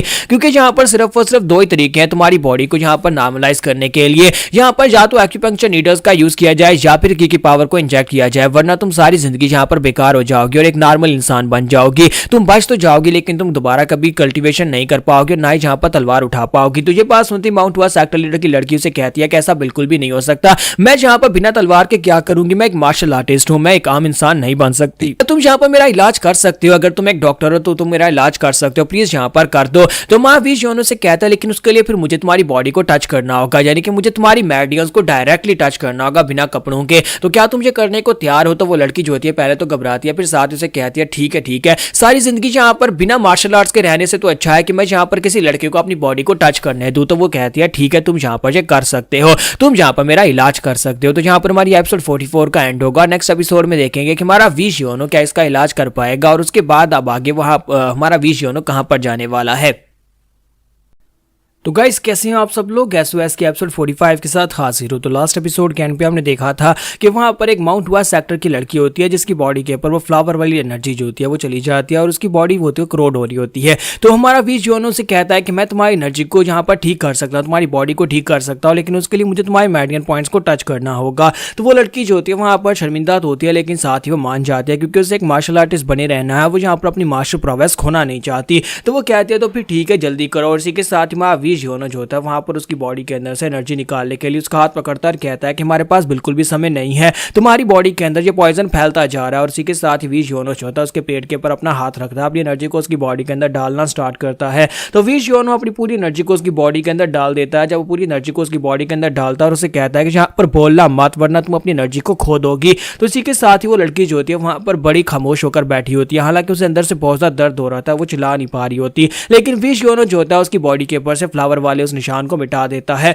और उसके बाद उसे कहता है कि ये हो गया, मैंने यहाँ पर कर दिया है। अब मुझे लगता है कि तुम्हें यहाँ पर कुछ इश्यूज फेस करने पड़ सकते हैं, लेकिन कम से कम तुम यहाँ पर एक मार्शल आर्टिस्ट ही रहोगी, तुम अपनी एनर्जी को यूज कर पाओगी, मैंने डिमोनिक एनर्जी को तुम्हारी बॉडी से निकाल दिया है। तो उठकर बैठ जाती है और शर्माते हुए उसे कहते हैं तुम्हारा बहुत बहुत शुक्रिया। तो उसके बाद हमें सुबह के वक्त का सीन दिखाता है कि सुबह के वक्त दिखाता है कि हमारी जो मिस जिमिन होती है और उसके साथ वो लड़की जो होती है वो दोनों बाहर सो रहे होते हैं, जबकि इसी के साथ ही वहां पर उन लोगों ने उस एक्स डीमन को भी वहां पर उस कार्ड के ऊपर बांध रखा होता है। तो उसी के साथ जिमिन उससे पूछता है कि क्या तुम्हें यहाँ पर अच्छी नींद आई? तो वो कहती है कि हाँ, यहाँ पर काफी अच्छी नींद आई। फिर साथ ही उससे पूछता है कि तुम्हारी बॉडी कैसी है? तो वो कहती है कि ठीक है, मास्टर योनो की वजह से मेरी बॉडी अब पहले से काफी ज्यादा बेहतर हालत में है। जब किसी के साथ ही साइड के ऊपर से एक मास्टर निकल कर आता है और कहता है कि देखो तो जरा यहाँ पर मेरी डिसाइपल को देखो, कितनी ज्यादा ड्रामेटिक हो गई है। मुझे लगता है कि अगर यहाँ पर तुम्हारे जैसी एक डिसाइपल है तो फिर मुझे यहाँ पर तुम्हारे जैसी डिसाइपल बिल्कुल भी नहीं चाहिए, जो कि यहाँ पर इतनी कमजोर सी स्ट्राइक की वजह से बीमार हो गई। तो वो उठकर खड़ी हो जाती है और अपने मास्टर को ग्रीट करती है, जबकि जिमिन कहते हैं कि अगर यहाँ पर इसे ग्रीट करिए तो उसका मतलब यह है कि ये बंदा जो है ये काफी ज्यादा पावरफुल इंसान होगा। अगर मैं यहाँ पर गलत नहीं हूं तो मुझे लगता है कि ये plum blossom sword ghost gong Mujin है। इसी के साथ ही जिमिन भी वहां पर उसे एक रिस्पेक्ट देते हुए उसे कहता है कि सीनियर, मेरा नाम जिमिन दायोन है और मैं जिमिन क्लैन से हूं। तो मास्टर उसे कहता है कि बताओ कि जिमिन चोनशा के साथ तुम्हारा क्या रिलेशन है? तो जिमिन उसे बताती है कि आप जिसका नाम ले रहे हैं वो मेरा फादर है। तो इसी के साथ ही मास्टर उसे कहते हैं ये तो अच्छी बात है।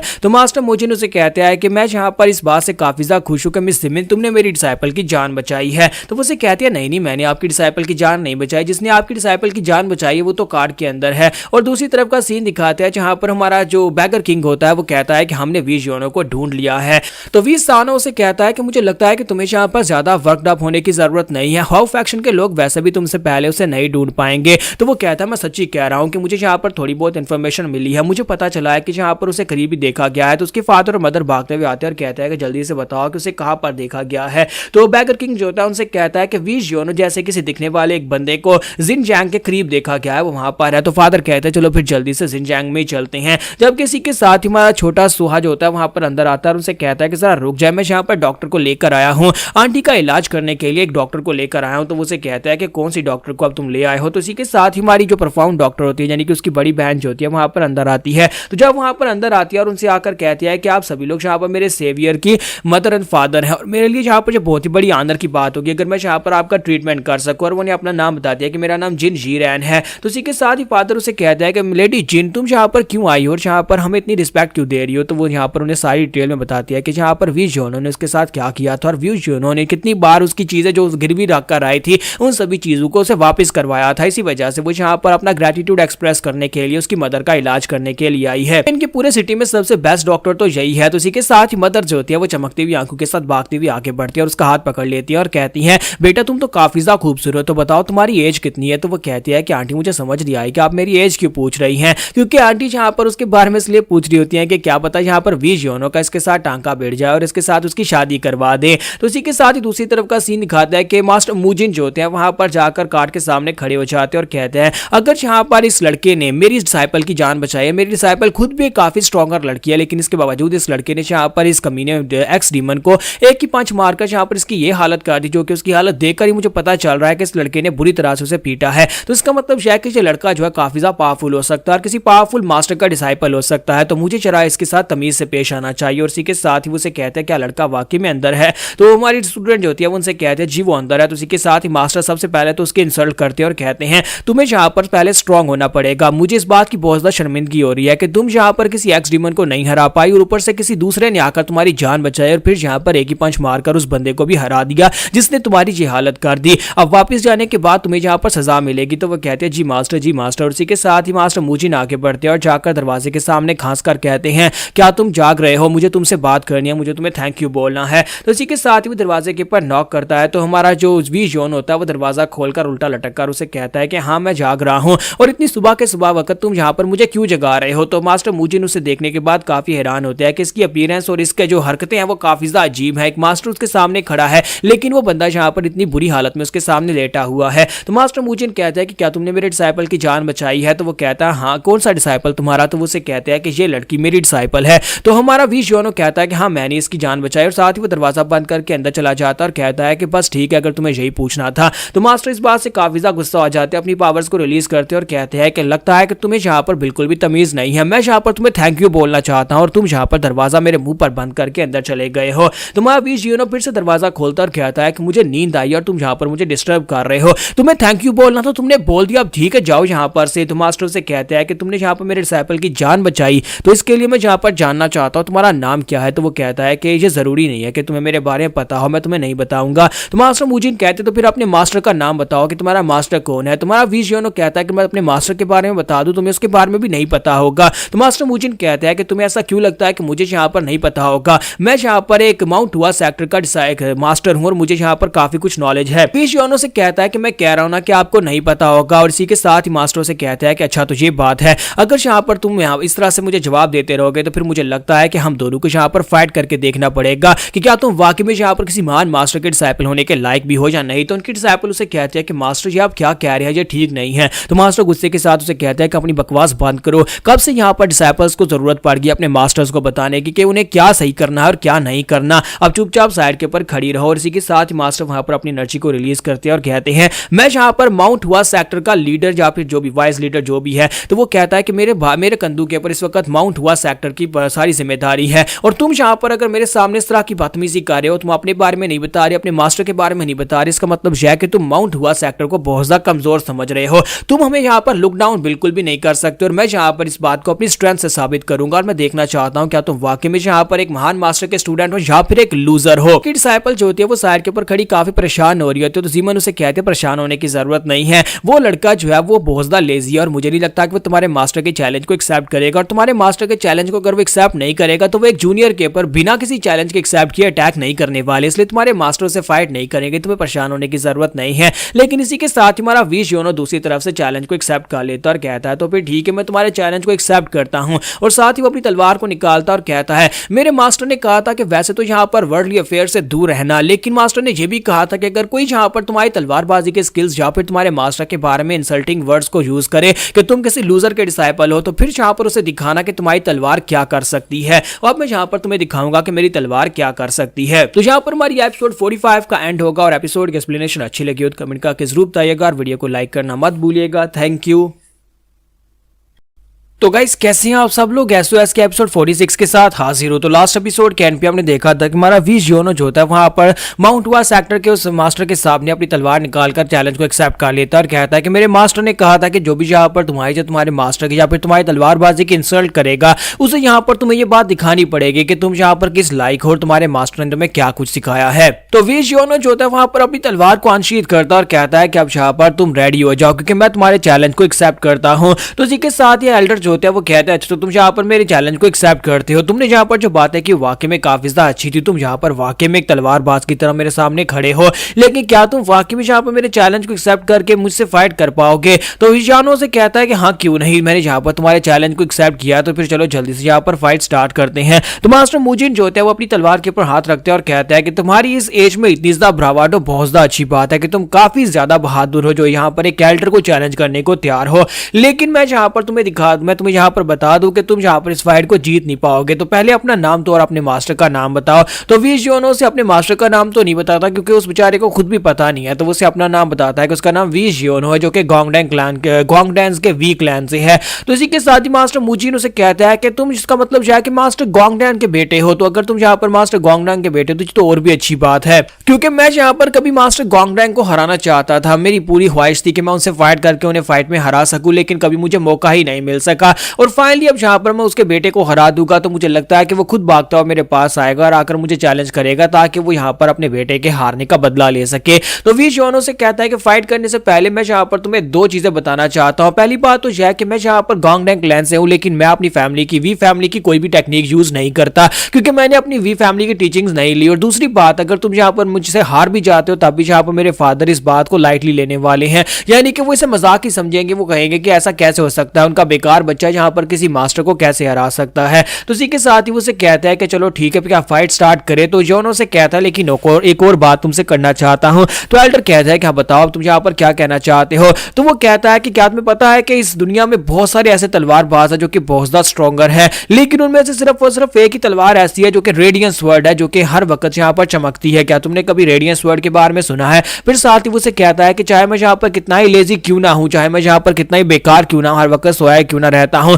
लेकिन मेरे मास्टर ने कहा था कि जब अपनी तलवार को अनशीथ करो उस वक्त तुम्हें यहाँ पर पूरे ध्यान के साथ फाइट करनी होगी। तो इसी के साथ ही एल्डर मुझे उसे कहते हैं अगर ऐसी बात है तो फिर मैं यहाँ पर यही समझ लो कि तुमसे एक लेसन सीखने वाला हूं, जैसे कि यहाँ पर दो महान मास्टर्स की आपस में फाइट होने वाली है और वो उसके ऊपर अटैक करने के लिए आगे बढ़ते हुए अपनी प्लाम ब्लॉसम आर्ट को यूज करते हुए वी योनो के ऊपर अटैक करते, जबकि योनो जो होता है वहीं पर से अपने ब्लेड को घुमाकर उनके अटैक्स को ब्लॉक कर रहा होता है। और एल्डर को वहां पर महसूस हो जाता है कि ये लड़का काफी ज्यादा स्ट्रॉन्गर है, जबकि हमारा वी योनो जो होता है उसे भी वहां पर समझ आती है कि ये बंदा काफी ज्यादा प्रोफेशनल है, क्योंकि वो एक एल्डर है, तो एल्डर होने के नाते जहां पर उनका प्रोफेशनल होना तो बनता ही था। तो वहां वी जियोनो जो होता है उनके सभी अटैक्स को वहां पर ब्लॉक कर रहा था, और साथ ही वो कहता है चाहे ये कितना ही पावरफुल क्यों ना हो, लेकिन ये मेरे मास्टर से ज्यादा पावरफुल नहीं हो सकता, और इसी के साथ वी जियोनो से पीछे की तरफ धक्का देता है। तो मास्टर मूजिन कहते हैं अब मुझे समझ जा रही है कि तुम्हारी वो सारी की सारी एरोगेंस कहां से आ रही थी। तुम जहां पर थोड़ी देर पहले मेरे सामने जो लंबी लंबी बातें कर रहे थे, अब मुझे पता चल गया है कि तुम्हारी इस एज में तुम्हारे जितना स्किल और कोई यंगर जनरेशन का डिसाइपल नहीं होगा। अगर ऐसी बात है तो फिर मुझे भी यहाँ पर अपनी पावर्स को रिलीज करना पड़ेगा। तो वी जियोनो से कहता है कि हाँ तुम भी काफी अच्छी हो। तो एल्डर इस बात से गुस्सा होकर अपनी स्पेशल टेक्निक को रिलीज करते हैं। तो वो उसे कहते हैं कि लड़कियां मैं तुम्हें दिखाता हूँ कि एक एल्डर और एक बच्चे में क्या फर्क होता है। तुम्हारा वी जियोनो जो होता है इस बात से ज्यादा इंप्रेस नहीं होता। एल्डर मूजिन बड़ी तेजी के साथ आगे की तरफ बढ़ते और अपनी एक स्पेशल टेक्निक को यूज करने वाला है। तो उसकी डिसाइपल भी इस बात से काफी हैरान होते हैं कि मास्टर यहाँ पर सीरियस हो गए हैं। तो एल्डर वहां पर 24 farms plum blossom sword technique को यूज करते हैं, जिसमें वो यहाँ पर 24 अपने क्लोन्स क्रिएट कर सकते हैं। जब वो वहां पर अपनी तलवार लेकर अटैक करने के लिए आगे बढ़ते हैं तो उसी के साथ उनके बहुत सारे क्लोन्स बन जाते हैं, और वो सारे के सारे क्लोन्स भी तलवार लेकर वी जियोनो के ऊपर अटैक करने के लिए आगे बढ़ते हैं। और मास जियोनो जो होता है वहां पर उन सभी ट्रैक्स को अपनी तरफ आते हुए देख रहा होता है, लेकिन सामने से हिलता भी नहीं है। और इसी के साथ ही मास जियोनो जो होता है वहीं पर से अपनी रेडियंस स्वर्ड को घुमाकर सामने की तरफ स्ट्राइक लगाता है। तो मास्टर मूजिन इस बात से काफी हैरान होते हैं। उनकी रियल बॉडी के अलावा वहां पर जितने भी क्लोन्स होते हैं वो सारे उस टेक्निक के साथ टकराकर वहीं पर डिस्ट्रॉय हो जाते हैं। तो मास्टर कहता है कि तुमने कैसे कर लिया, ये पॉसिबल ही नहीं है। तुमने जहां पर कैसे पहचान लिया रियल बॉडी कौन सी और बाकी की सभी फेक कौन सी है। और साथ ही हमारा वी जियोनो जो होता है अपनी क्रॉस वाली टेक्निक के साथ उनके ऊपर अटैक करता है, और इसी टेक्निक के साथ मास्टर अपनी तलवार को सामने की तरफ करते हुए अटैक को ब्लॉक करने की कोशिश कर रहे होते हैं। वो एनर्जी को ब्लॉक करने की कोशिश करते हैं, लेकिन वो ब्लॉक नहीं कर पाते, और साथ ही वहां पर वो नीचे ग्राउंड के ऊपर गिर जाते हैं। तो एल्डर यही सोच रहे थे कि वो अटैक को ब्लॉक नहीं कर पाए, वो अटैक उनकी बॉडी के ऊपर बड़ा कट लगा कर गया होगा। तो अपनी बॉडी के ऊपर चेक करते हैं और कहते हैं कि ये क्या मैं अभी तक जिंदा हूं, मेरी बॉडी के ऊपर कट नहीं लगा। और उसकी डिसाइपल भी भागती हुई आगे बढ़ती है, और इसी के साथ वी जियोनो अपनी तलवार उसकी गर्दन पे रखता है और उससे कहता है कि मुझे लगता है जो मैच यहाँ पर खत्म हुआ, अगर ये एक रियल बैटल होती तो अभी तक मैंने यहाँ पर तुम्हारी गर्दन काट दी होती। तो इसी के साथ ही यहाँ पर से नेक्स्ट सीन जो होता है हमें वेनरेट हीवन ऑर्थोडॉक्स म्यूरियम अलायंस के जनरल स्ट्रेटजिस्ट हॉल का दिखाया जाता है, जहां पर जनरल स्ट्रेटजिस्ट जो होते हैं वो अपने एक बंदे से पूछ रहे होते हैं क्या वाकई में ये सच है कि स्वर्ड एम्परर्स की मार्शल टैक्स वहां से मिले हैं। तो वो कहता है सर वहां पर उस केव के अंदर कुछ भी नहीं मिला। यहाँ पर अचानक से कहीं से एक न्यूज आई कि यहाँ पर स्वर्ड एम्परर जिस केव के अंदर था पिछले 300 साल से वो गायब था, लेकिन अब यहाँ पर उसका टॉम मिल गया। सभी लोग यहाँ पर पागलू की तरह उस केव की तरफ दौड़ना शुरू कर दिया ताकि वहां पर से जाकर उसकी बुक्स या फिर मार्शल आर्ट्स को ले सके, लेकिन किसी को वहां पर से कुछ भी नहीं मिला। जनरल स्ट्रेटजिस्ट उसे कहता है कि मैंने यहाँ पर एक और खबर सुनी है, मैंने सुना है कि सिचुआन की तरफ पॉइजन किंग के सीक्रेट स्टोरेज के बारे में भी कुछ लोगों को पता चला है। कहा जाता है कि पॉइजन किंग जो था वो भी काफी अर्सा पहले गायब हो गया था, और अब यहाँ पर उसका सीक्रेट टॉम मिल गया है। तो सभी लोग अब यहाँ पर उसको ढूंढना शुरू कर दिया है। मुझे लगता है कोई जानबूझकर ये अफवाहें फैला रहा है, या फिर जानबूझकर इन सीक्रेट्स को यहाँ पर रिलीज कर रहा है, कोई जानबूझकर ये सब कुछ करने की कोशिश कर रहा है। तो इसी के साथ ही उसे कहता है कि क्या तुम्हें पता है कि इन्फॉर्मेशन कितनी खतरनाक हो सकती है, मुझे ये बताओ कि बैगर सेक्टर और हाउ फैक्शन के लोग क्या कर रहे हैं। तो इसी के साथ उसका बंदा उसे बताता है कि सर बैगर सेक्टर और हाउ फैक्शन के लोग जो है इस वक्त जियांगजी में हैं। वो लोग यहाँ पर इस जगह के ऊपर हैं एक खास मेडिकल बिल्डिंग के अंदर, पता नहीं वो लोग वहां पर कर क्या रहे हैं, लेकिन लगता है कि सभी लोग यहाँ पर इस जगह के ऊपर इसी इन्फॉर्मेशन को गैदर करने के लिए आए हैं। तो एल्डर उसे कहता है कि अब जबकि यहाँ पर हाउ फैक्शन के लीडर और साथ में बैगर सेक्टर का किंग दोनों यहाँ पर इस जगह के ऊपर इकट्ठे हुए हैं, तो इसका मतलब यह है कि आसपास के एरिया में इन्फॉर्मेशन का नेटवर्क पूरी तरह से टूट चुका है, वहां पर से कोई इन्फॉर्मेशन गैदर नहीं हो सकती। तो यहीं पर से नेक्स्ट सीन जो होता है वी जियोनो का दिखाया जाता है कि हमारा जियोनो जो होता है वो कार्ड के अंदर लेटा होता है, उनकी घोड़ा गाड़ी आगे बढ़ रही होती है, और मास्टर मोजिन जो होते हैं उनके कार्ड के साथ साथ ही चल रहे होते हैं, और उसे रिस्पेक्ट देते हुए कहता है कि मिस्टर वी मुझे लगता है कि तुम्हें यहाँ पर सारा दिन सोए नहीं रहना चाहिए। वो वहां पर साथ साथ चल रहा होता है, साथ उसे लेक्चर दे रहा होता है, और कहता है कि एक बंदे के पास दिन में सिर्फ 24 घंटे होते हैं, और 24 घंटे में अगर तुम यहाँ पर 8 घंटे भी सोते हो तो वो भी बहुत ज्यादा है। तुम्हें यहाँ पर कुछ ना कुछ करते रहना चाहिए, क्यों ना तुम यहाँ पर हमारी अलायंस को ज्वाइन कर लो, तुम यहाँ पर अलायंस के लिए कुछ ना कुछ कर सकते हो। जबकि हमारा वी जियोनो अपने कान बंद कर सोने कर की कोशिश कर रहा था, कहता है कि मैंने इसको हरा दिया, लेकिन हारने के बाद मेरे साथ ही चिपक गया और हमारे साथ ही पता नहीं क्यों चलता जा रहा है। अब तुम हार चुके हो तो अपने सेक्टर में वापस चले जाओ, लेकिन ये हमारे साथ पता नहीं क्यों चल रहा है। तो इसी के साथ उनकी घोड़ा गाड़ी जो होती है वो आगे रुक दिया, क्योंकि उनके सामने वहां पर 5 डिसाइपल्स खड़े होते हैं, जिनमें 3 लड़के और 2 लड़कियां होती है। तो इसी के साथ ही हमारी मिस जिमिन नीचे उतरती है और कहती है कि तुम लोग यहाँ पर क्या, तुम्हारी ड्रेस देखने के बाद तो लगता है कि तुम सभी लोग यहाँ पर हिडन ड्रैगन मार्शल हॉल से हो। तो वो उसे कहता है कि हाँ हम सभी लोग यहाँ पर हिडन ड्रैगन मार्शल हॉल से ही हैं। तो इसी के साथ जिमिन नीचे उतरकर वहां पर उन्हें रिस्पेक्ट देती है, फिर साथ उनसे कहती है लेकिन मैंने सुना है कि हिडन ड्रैगन हॉल के मास्टर जो है उन्हें बाहर आने की इजाजत नहीं होती, फिर तुम लोग यहाँ पर क्या कर रहे हो, क्या तुम अपनी क्लासेस को बंक करके आए हो। तो वो कहता है नहीं हम लोग क्लासेस को बंक करके नहीं आते, बल्कि हमें यहाँ पर एक बहुत ही खास मिशन के ऊपर भेजा जा रहा है, जहाँ पर सिचुएशन काफी ज्यादा खराब है, हमें माउंट ना की तरफ भेजा जा रहा है, हम लोग वहां पर मदद करने के लिए जा रहे हैं। यहीं पर बातों बातों में मिस जिमिन को उनके बारे में पता चलता है कि वो 3 ड्रैगन्स और 2 फिनिक्स का एक ग्रुप है, यानी कि यहाँ पर इनके ड्रैगन हॉल के अंदर ये सभी लोग काफी ज्यादा फेमस हैं। तो वो मेन लड़के से पूछ रही होती है, तो लड़का उसे कहता है कि जब तक यहाँ पर सानो है तब तक यहाँ पर हम में से कोई भी आगे नहीं बढ़ सकता, हमारी रैंकिंग तब तक आगे नहीं बढ़ सकती, क्योंकि वो यहाँ पर डीमन स्लेयर के टाइटल के साथ काफी ज्यादा पावरफुल है। इसी वजह से हम लोग कभी भी उसकी पोजीशन से आगे नहीं निकल सकते। तो मिस जिमिन उसे कहती है, हाँ तुमने बिल्कुल ठीक कहा, वी सानो तो वाकई में काफी ज्यादा कमाल का लड़का है, उससे आगे तो कोई निकल नहीं सकता। तो उसी के साथ ही वो लड़का जो होता है वहां पर कहता है, लेकिन एक ना एक दिन मैं यहाँ पर उससे आगे निकल कर दिखाऊंगा, मैं वी सानो से आगे निकल जाऊंगा, उसे सरपास कर दूंगा। जैसे ही वो इतनी बात करता है, हमारा वी शियोनो कार्ड के अंदर बैठे बैठे वहां पर हंस देता है, जिस बात से वो लड़का बहुत ज्यादा गुस्सा हो जाता है और कहता है कि ये क्या कार्ड के अंदर कौन है जो यहाँ पर मेरी बात के ऊपर मेरा मजाक उड़ा रहा है। तो यहाँ पर हमारी एपिसोड 46 का एंड होगा। नेक्स्ट एपिसोड में देखेंगे क्या यहाँ पर वी शियोनो इन लोगों से भी फाइट करने वाला है। तो गाइस कैसे हैं आप सब लोग एसओएस के एपिसोड 47 के साथ हाजिर हो। तो लास्ट एपिसोड कैन पे हमने देखा था कि 3 ड्रैगन्स और 2 फिनिक्सेस के ग्रुप के लोग जो होते हैं यहाँ पर मिस जिमिन से बात कर रहे होते हैं, वहां पर वी योनो के बड़े भाई वी सानो के बारे में बात होती है और अंदर से हमारा वी योनो जो होता है अंदर से हंस रहा होता है। तो ये बात सुनती वो लड़का काफी गुस्सा होता है और कहता है कि क्या वहां पर अंदर बैठा हुआ शख्स मेरी बात के ऊपर गुस्सा हो रहा है या फिर वो यहाँ पर मेरा मजाक उड़ा रहा है। तो मिस जिमिन जो होती है इस बात को कंट्रोल करने के लिए कि अगर इसने जाकर दरवाजा खोल दिया और वी योनो बाहर निकल आया तो वो यहाँ पर फाइट करना शुरू कर देगा और सभी लोग मुफ्त में मार खा लेंगे। तो वो उसे कहते हैं कि नहीं अंदर कोई भी नहीं है, कुछ भी नहीं है, तुम्हें परेशान होने की जरूरत नहीं। और साथ ही वो टॉपिक को चेंज करते हुए कहते हैं कि तुम्हारे ग्रैंडफादर कैसे हैं। तो वो लड़का उसे कहता है कि तुम मेरे ग्रैंडफादर को जानती हो। तो वो कहती है हाँ क्यों नहीं, मैं तुम्हारे ग्रैंडफादर को जानती हूँ। और इसी के साथ वो लोग फिर से वहां पर बात करना शुरू कर देते हैं और हमारी जिमिन सोच रही होती है कि चलो अच्छी बात है कि मैंने यहाँ पर इनको इंटरप्ट कर दिया, वरना वो मॉन्स्टर अगर बाहर निकल आता तो फिर इन सभी के साथ भी वही कुछ होता जो यहाँ पर मास्टर माउंट हुआ सेक्टर के लीडर के साथ हुआ था, मास्टर मूजिन के साथ हुआ था। यहीं पर वो यहाँ पर इन ग्रुप के बारे में बताते हैं कि इसके अंदर 3 ड्रैगन्स हैं, 3 लड़कियां जिन्हें 3 ड्रैगन्स कहा जाता है और साथ ही यहाँ पर 2 लड़कियां हैं जिन्हें यहाँ पर मार्शल फिनिक्स कहा जाता है।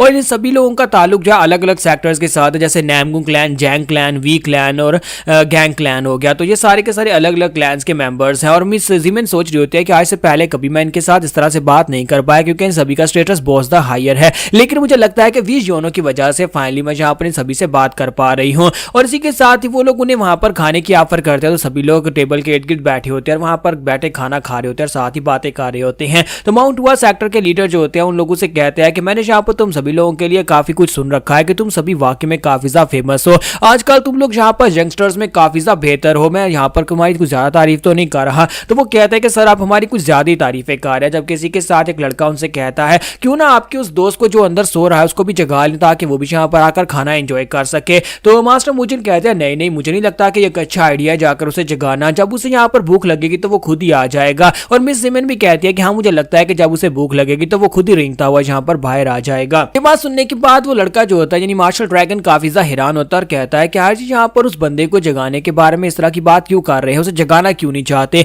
क्या वो एक बहुत ही खतरनाक या फिर गुस्से वाला कोई बहुत ही पावरफुल मास्टर है जिसे ये जगाकर नाराज नहीं करना चाहते क्योंकि उसने कहा होगा कि उसे यहाँ पर डिस्टर्ब नहीं करना। तो इसी के साथ ही हमारी मार्शल फिनिक्स जो होती है उनमें से एक कहती है कि मैं यहाँ पर कुछ कहना चाहती हूँ। तो वो लोग कहते हैं हाँ क्यों नहीं, तुम बताओ तुम क्या कहना चाहती हो। तो मास्टर मूजिन कहते हैं कि हाँ बताओ क्या तुम हमसे बात करना चाहती हो। तो वो कहती है हाँ सर मैं यहाँ पर आप ही से बात करना चाहती हूँ। मैंने माउंट हुआ सेक्टर की तलवारबाजी के बारे में बहुत कुछ सुना है और मुझे लगता है कि आज फाइनली यहाँ पर मुझे माउंट हुआ की तलवारबाजी विटनेस करने का मौका मिलने वाला है। तो मास्टर मूजिन उसे कहता है कि तुम्हारा बहुत बहुत शुक्रिया हमारी तलवारबाजी की तारीफ करने के लिए, लेकिन मेरी डिसाइपल इस वक्त पहले की एक फाइट की वजह से अपनी इंटरनल इंजरीज से जूझ रही है जिसकी वजह से वो फाइट नहीं कर पाएगी। फिर किसी दिन तुम आना और हम लोग तुम्हारे साथ एक कंपटीशन रखेंगे। तो मार्शल फिनिक्स उसे कहती है कि मैं यहाँ पर आपकी डिसाइपल की बात तो कर ही नहीं रही, मैंने यहाँ पर आपकी डिसाइपल की बात नहीं की। यहाँ पर सिर्फ एक इंसान नहीं है जो कि माउंट हुआ सेक्टर की तलवारबाजी की टेक्निक्स को परफॉर्म कर सकता है। तो मास्टर मूजिन को यह बात सुनते ही झटका लगता है और बाकी के सभी लोग भी हैरान होते हैं कि ये लड़की यहाँ पर क्या बात कर रही है कि ये मास्टर मूजिन को यहाँ पर चैलेंज करना चाहती है जो कि एक एल्डर है।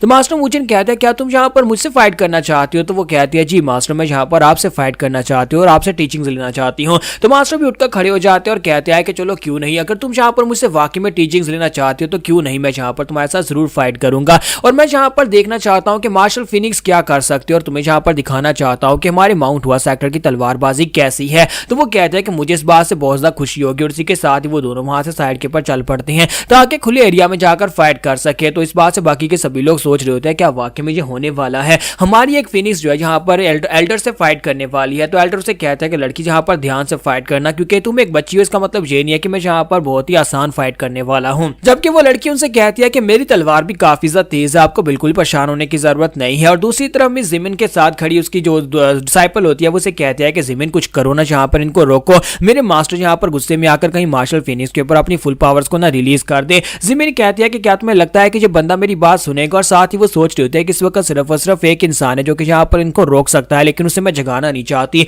तो भागती हुई ड्रैगन के पास जाती है और उसे कहता है कि मार्शल ड्रैगन, तुम्हें नहीं लगता कि यहाँ पर इनको रोकना चाहिए। तो वो कहता है नहीं, मेरी जूनियर सिस्टर जो है वो यहाँ पर मार्शल आर्ट्स को लेकर क्रेजी है, वो इस तरह के चैलेंजेस करती रहती है और उसे इस वक्त कोई भी नहीं रोक पाएगा। अगर वो यहाँ पर मास्टर मुजिन को चैलेंज करना चाहती है तो वो जरूर करेगी। तो मास्टर मुजिन जो होता है वो उसे कहता है कि लड़की, अब क्योंकि तुम एक बच्ची हो और तुम यहाँ पर एक स्टूडेंट हो, तो मैं तुम्हें यहाँ पर पूरे 3 मूव्स दूंगा, तुम मेरे ऊपर 3 अटैक्स कर सकते हो और मैं आगे से कुछ भी रेजिस्ट नहीं करूंगा। तो इसी के साथ ही फिनिक्स जो होती है वो कहती है आपका बहुत बहुत शुक्रिया, और साथ ही वो अपनी तलवार को घुमाकर वहां पर 3 अटैक्स लगा देती है। तो मास्टर मुजिन कहते हैं बच्ची ये तुमने क्या कर दिया। तो वो कहती है कि आपने यहाँ पर मुझे 3 मूव्स दिए थे और मैं नहीं चाहती कि कोई यहाँ पर सिंपैथी में मुझे 3 मूव्स दे, मैंने यहाँ पर तीनों मूव्स को वेस्ट कर दिया, अब यहाँ पर मैं फाइट करूंगी और मेरे लिए यहाँ पर एक ही मूव काफी है। तो मास्टर इस बात से और भी गुस्सा आते हैं और कहते हैं कि लगता है कि मैंने यहाँ पर तुम्हें अंडर एस्टिमेट किया, लेकिन तुम तो मुझे गुस्सा दिलाने में कोई कसर नहीं छोड़ रही। और साथ ही वहां पर अपनी पावरफुल एनर्जी को रिलीज करते हैं और जब वो अपनी पावरफुल एनर्जी को रिलीज करते हैं तो उसकी डिसाइपल कहते हैं कि मास्टर आप यहाँ पर पर्पल मिस्ट इनहेंस की को यूज नहीं कर सकते, वो सिर्फ एक जूनियर डिसाइपल है।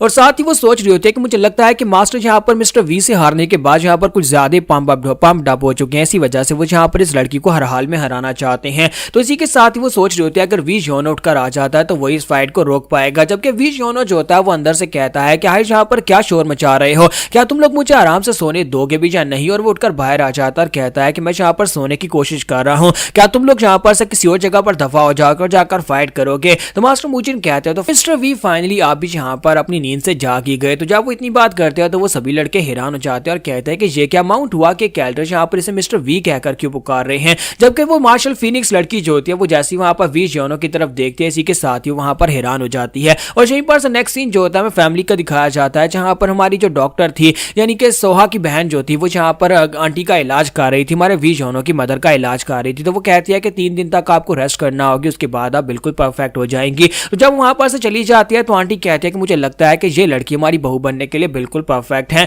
तो और साथ ही वो उससे पूछते हैं कि तुम बताओ कि तुम्हें ये लड़की कैसी लगी। तो फादर जो होते हैं उसे कहते हैं कि मेरी नजर में तो सिर्फ वजह तुम ही सबसे खूबसूरत हो। तो आंटी गुस्से के साथ से कहती है बेवकूफ कही कि मैं यहाँ पर अपनी बहू के लिए पूछ रही हूँ कि ये बहू के रूप में कैसी है। तो वो कहते हैं हाँ ठीक है अच्छी है। साथ ही आंटी कहती है लेकिन ये लड़की यहाँ पर एक ऐसी डॉक्टर बन चुकी है जो गाँव गाँव जाती है और जाकर लोगों का मुफ्त इलाज करती है, ऐसे में इससे काफी ज्यादा खतरा हो सकता है क्योंकि ये खूबसूरत भी बहुत ज्यादा है। तो फादर उसे कहता है कि लेकिन यहाँ पर तुम्हें परेशान होने की जरूरत नहीं है, हाउ फैक्शन का एक मेंबर हर वक्त इसके पीछे रहता है इसको प्रोटेक्ट करने के लिए, इसके साथ कुछ बुरा नहीं होने देगा। तो क्या तुम्हें पता है कि हाउ फैक्शन के लोगों को यह करने का किसने कहा था, वी योनो ने कहा था। तो आंटी कहती है क्या वाकई में मेरा बेटा तो वाकई में बहुत ज्यादा महान है, मुझे लगता है कि वो समझदार हो चुका है और उसे इस लड़की से प्यार होगा, इसी वजह से वो इसे बचाना चाहता है, मुझे लगता है कि इन दोनों की शादी की बात करनी चाहिए। तो अंकल उसे कहते हैं मुझे तो ऐसा बिल्कुल भी नहीं लगता, तुम्हें नहीं लगता कि इन दोनों की शादी करवा दी गई तो यहाँ पर ऐसा ही होगा कि एक सफेद हीरे के ऊपर टट्टी डाल दी जाए। तो हमारी आंटी जो होती है बहुत ज्यादा गुस्सा हो जाती है और कहती है कि क्या तुम यहाँ पर मेरे बेटे को टट्टी कह रहे हो।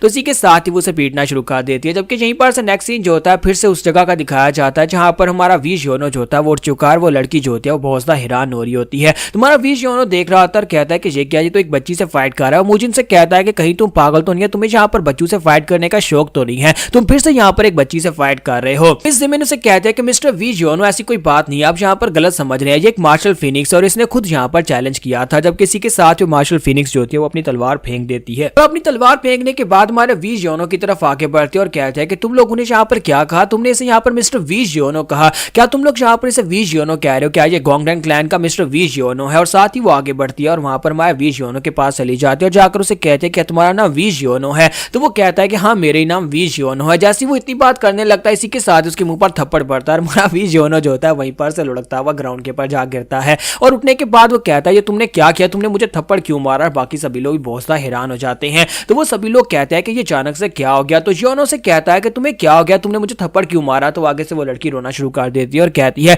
क्या तुम्हें पता भी है कि मैं तुम्हें कहां कहां पर ढूंढ रही थी, इतने समय से तुम कहां पर थे। और मास्टर मुजिन उसे कहता है कि लड़की अगर तुम किसी लड़की के साथ कोई वादा करो तो उसकी रिस्पॉन्सिबिलिटी को भी उठाना चाहिए, तुम इस लड़की के साथ इतना बुरा करके भाग गए, तुम तो बहुत ज्यादा बेशरम हो। वी योनो उनसे कहता है कि मास्टर आप सभी लोग गलत समझ रहे हैं, ऐसा कुछ भी नहीं है, मैं तो इस लड़की को जानता भी नहीं हूं, मैंने पहले कभी इसे देखा भी नहीं है। जब किसी के साथ वो लड़की वहां पर रोना शुरू कर देती है और उसे ब्रदर ब्रदर कहकर पुकारना शुरू कर देती है। फिर साथ ही भागती हुई आगे बढ़ती है और उसके साथ लिपट जाती है। जबकि वी जियोनो को वहीं पर से अपनी छोटी बहन याद आती है, तो वो कहता है ऐसा कैसे हो सकता है, ये तो मेरी छोटी बहन है। और वो उसके साथ लिपट कर रोना शुरू कर देती है और कहती है ब्रदर मैंने तुम्हें कहां कहां नहीं ढूंढा, तुम कहां चले गए थे। तो वी जियोनो कहता है क्या तुम सूर्योन हो, सूर्योन तुम इतनी ज्यादा बड़ी हो गई। तो वो कहती है कि हाँ हम लोग यहाँ पर तुम्हें ढूंढ रहे थे। तुम्हें जरा भी आइडिया है कि मदर और फादर तुम्हें लेकर कितने ज्यादा चिंतित रहते थे, पिछले 5 साल से हम लोग तुम्हें ढूंढ ढूंढ कर थक चुके हैं। तो यहाँ पर फाइनली हमारा वी जियोनो जो है अपनी फैमिली के एक मेंबर से मिल चुका है। तो यहाँ पर हमारी एपिसोड 47 का एंड होगा और नेक्स्ट एपिसोड में देखेंगे अब आगे क्या होगा। तो गाइस कैसे हैं आप सब लोग, एसओएस के एपिसोड 48 के साथ हाजिर हो। तो लास्ट एपिसोड के एंड भी हमने देखा था कि हमारा वी जियोनो जो होता है उसकी बहन उसे मिल जाती है और उसकी बहन जो होती है वो उसे देखकर काफी ज्यादा खुश भी होती है और एक्साइटेड भी होती है। तो वी जियोनो उससे पूछता है क्या वाकई में तुम मेरी बहन सूर्योन हो। तो वो कहती है तुम्हें क्या लगता है कि मैं तुम्हारी बहन नहीं हूँ, क्या तुम अभी भी यहाँ पर अपनी बहन को पहचान नहीं रहे। तो हमारा वी जियोनो से कहता है कि 5 साल हो चुके हैं, 5 साल पहले तक तो तुम जहाँ पर मेरी कमर तक भी नहीं पहुंचती थी और आप देखो तुम जहाँ पर मेरी चीन तक पहुंच चुकी हो, यानी कि तुम इतनी लंबी हो चुकी हो। मैं तुम्हें जहाँ पर कैसे पहचानूंगा, और ऊपर से तुमने अपना नाम भी यहाँ पर जाली रखा हुआ है, यानी फेक रखा हुआ है। तो वो उसे कहता है कि बताओ कि तुमने अपना नाम फेक क्यों रखा है। तो इसी के साथ ही उसकी बहन उसे बताती है कि असल में ये बड़े भाई की वजह से है। ब्रदर सानो ने कहा कि मुझे अपना नाम चेंज करके अगर मैं मार्शल आर्ट्स की ट्रेनिंग करना चाहती हूँ या फिर कहीं पर जाना चाहती हूँ तो अपना नाम चेंज करके जाना पड़ेगा, वरना मुझे दिक्कत हो सकती है। इसी वजह से मैंने अपना नाम चेंज कर दिया ताकि कोई मुझे पहचान ना पाए। तो माँ वी जियोनो से कहता है कि वाकई में बड़े भाई ने ऐसा ही कहा था, मुझे लगता है कि सिर्फ और सिर्फ वही ऐसा कह सकता है। फिर साथ ही उसे कहती है कि इतने अरसे तक तुम कहां पर थे, हम लोग कहां पर तुम्हें नहीं ढूंढ रहे थे,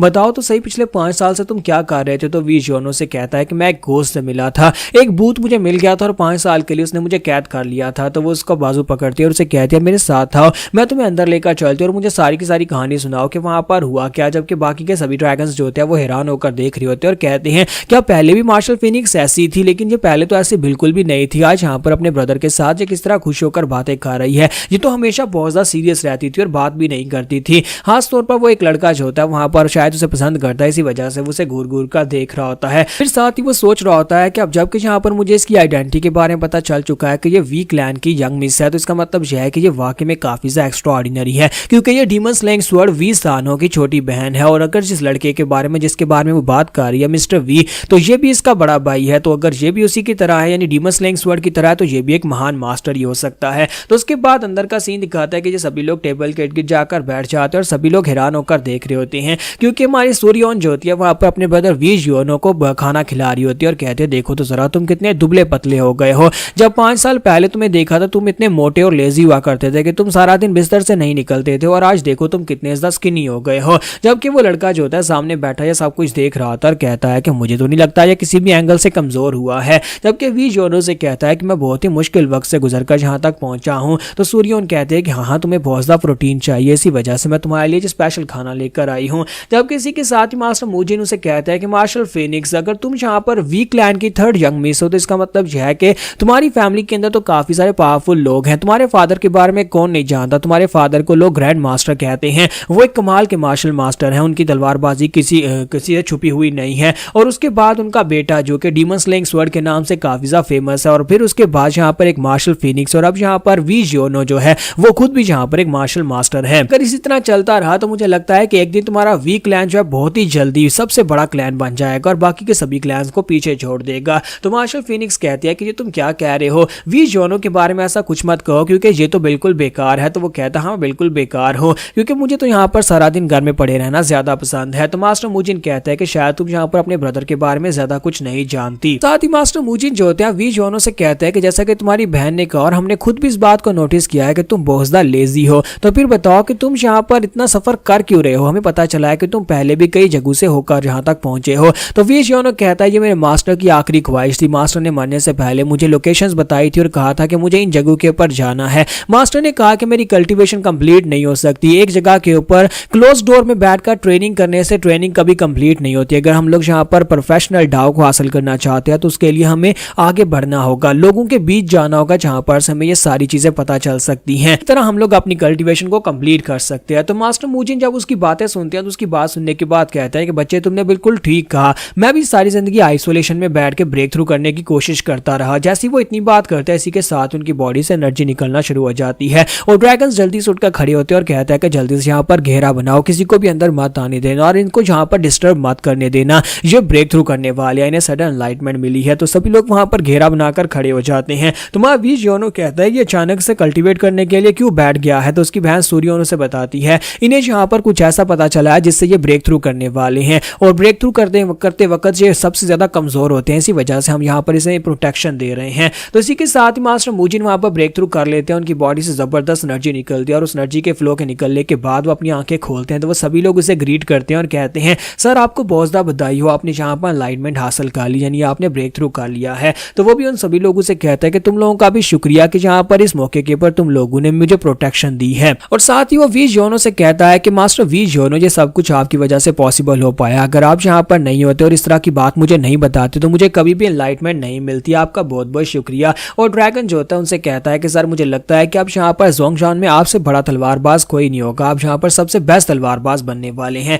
जबकि मास्टर वी जो होते हैं वो हमारे वी योनो की तरफ देखकर सोच रहे होते हैं कि जब तक ये मॉन्स्टर यहाँ पर है मैं यहाँ पर सबसे बेस्ट तलवारबाज कैसे बन सकता हूँ। फिर साथ ही मूजिन उनसे कहता है कि तुम लोगों को भी यहाँ पर इसी तरह से मेहनत करते रहना होगी और मुझे लगता है कि एक दिन तुम सभी लोग भी यहाँ पर मुझसे आगे निकल जाओगे, इससे पहले कि मैं अगला ब्रेक थ्रू करूँ तुम सभी लोग मेरे लेवल तक पहुंच जाओगे। तो वो कहते हैं जी मास्टर हम लोग पूरी लगन के साथ मेहनत करेंगे। तब पीछे हमारा वी योनो जो होता है वो अपनी बहन के हाथों से वहां पर खाना खाए जा रहा होता है। तो इसी के साथ ही सूर्योन जो होती है वी योनो से कहते हैं कि अब तुम आके क्या करोगे, तुम्हें पता है ना कि जब ब्रदर सानो तुमसे मिलेगा तो वो बहुत ज्यादा गुस्सा होने वाला है और मुझे लगता है कि तुम्हें बुरी तरह से पीटेगा भी, क्योंकि पिछले 5 साल से वो तुम्हें दिन रात ढूंढ रहा था और तुम उसे मिल नहीं रहे थे। तो हमारा वी योनो से कहता है कि हाँ तुमने बिल्कुल ठीक कहा कि वो मुझे पीटेगा, लेकिन इस बार वह ऐसा नहीं होगा क्योंकि इस बार मैं खुद भी काफी ज्यादा स्ट्रॉन्गर हो चुका और मुझे लगता है कि मुझे यहाँ पर उससे मार खाने की बजाय उसे पीट देना चाहिए, अगर मैं उसे पीटूंगा तो ज्यादा बेहतर रहेगा। तो इसी के साथ उसकी बहन सूर्योनो से कहती है ये क्या बकवास कर रहे हो, तुम उसे कैसे पीट सकते हो। जबकि मास्टर मूजिन जो होते हैं वहां पर सामने खड़े अपनी तारीफें करवा रहे होते हैं और हमारा वी योनो की तरफ देखकर सोच रहा होता है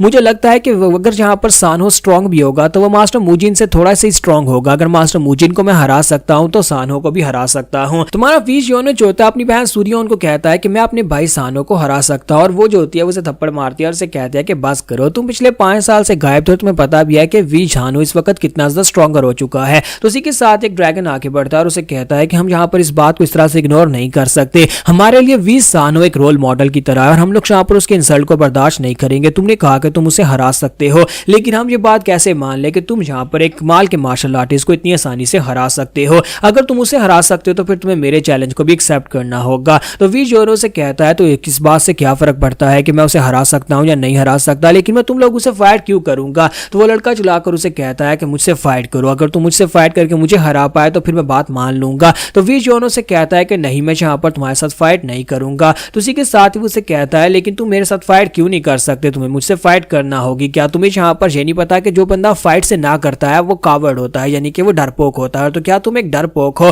तो वी जोनो से कहता है कि जो डरपोक होता है वो ज्यादा जिंदगी जी पाता है, इसी वजह से मैं यहाँ पर एक डरपोक ही अच्छा हूँ, अगर तुम मुझे डरपोक समझते हो तो वही ठीक है। जबकि दूसरी मार्शल फिनिक्स जो होती है वो कहती है कि ब्रदर मुझे लगता है कि ये वाकई में एक डरपोक है और तुम्हें यहाँ पर इसे चैलेंज करने की जरूरत भी नहीं है, इसे ऐसे ही रहने दो। तो वी जोनो जो होता है आगे से इस बात को एक्सेप्ट तो कर लेता है, लेकिन मास्टर मूजिन आगे बढ़ते हैं और कहते हैं कि तुमने मेरे चैलेंज को भी तो एक्सेप्ट किया था, क्या तुम यहाँ पर इनके चैलेंज को एक्सेप्ट नहीं करोगे। तो वी जोनो से कहता है कि ये मुझे चैलेंज करना चाहता है, लेकिन तुमने मेरी तलवार को चैलेंज किया था और मेरे मास्टर ने कहा था कि जो तुम्हारी तलवार को चैलेंज करेगा तुम्हें उसको जवाब देना पड़ेगा, क्योंकि ये मास्टर की डिग्निटी का सवाल है। मास्टर की दी हुई एक तलवार ही तो मेरे पास है, तो मास्टर की डिग्निटी को बचाना मेरा फर्ज बनता है। अगर ये मुझे चैलेंज करेंगे तो मैं एक्सेप्ट नहीं करूंगा, लेकिन अगर मेरी तलवार की आंदर को चैलेंज करेंगे तो फिर मैं जरूर एक्सेप्ट करूंगा। तो इसी के साथ ही वो ड्रैगन लड़का जो होता है वहां पर उसकी तलवार को चैलेंज कर देता है। तो फिनिक्स कहती है कि ब्रदर प्लीज शांत हो जाओ, ये तुम क्या कह रहे हो, मेरा ब्रदर बहुत ज्यादा लेजी है और जो तुमसे फाइट करके हार जाएगा और बुरी तरह से मार खाएगा और मैं ये नहीं देख पाऊंगी। जबकि ड्रैगन उसे कहता है कि सूर्योन तुम यहाँ पर से दूर रहो, हमें यहाँ पर इस फाइट को खुद से खत्म करने दो। तो हमारा विजन उसके चैलेंज को एक्सेप्ट कर लेता है और दोनों बाहर आ जाते हैं। और बाहर आने के बाद वो लड़का उसे अपने बारे में बताता है कि मैं सैंग क्लैन का यंग मास्टर हूँ और मैं यहाँ पर तुम्हारी तलवार को चैलेंज करूंगा। तो विजन से कहता है कि जो भी करना है जल्दी करो, हमारे पास तलवार है तो फिर बातें करने का क्या फायदा। तो वो उसे कहता है कि मेरी तलवार बहुत ज्यादा खतरनाक है। तो विजन कहता है तो फिर दिखाओ कितनी खतरनाक है। और साथ ही हमारा विजन उसे कहता है कि मुझे नहीं लगता कि तुम यहाँ पर पहले मेरे ऊपर अटैक करना चाहते हो, तो फिर मैं ही तुम्हारे ऊपर अटैक कर देता हूँ। तो वीज जो है बड़ी तेजी के साथ उसे किक मारने के लिए आगे बढ़ता है। जैसे वो उसके करीब पहुंच जाता है तो सैंग लड़का जो होता है वो कहता है कि मुझे जंप करना होगा, मुझे इस अटैक को अवॉइड करना होगा। और जैसे ही वहां पर से जंप करके अवॉइड करने लगता है, वीज जो चलाकर उसे कहता है नहीं नहीं बेवकूफ, यहाँ पर से जंप मत करना, क्योंकि अगर तुम जंप करने की कोशिश करोगे तो मेरी किक वहां पर पड़ेगी। और किक वाकई में वहां पर जा पड़ती है और उस बेचारे के अंडे फूट जाते हैं। तो यहाँ पर हमारी एपिसोड 48 का एंड हो जाता है। तो एपिसोड की एक्सप्लेनेशन अच्छी लगी हो तो कमेंट करके जरूर बताइएगा और वीडियो को लाइक करना मत भूलिएगा। Thank you.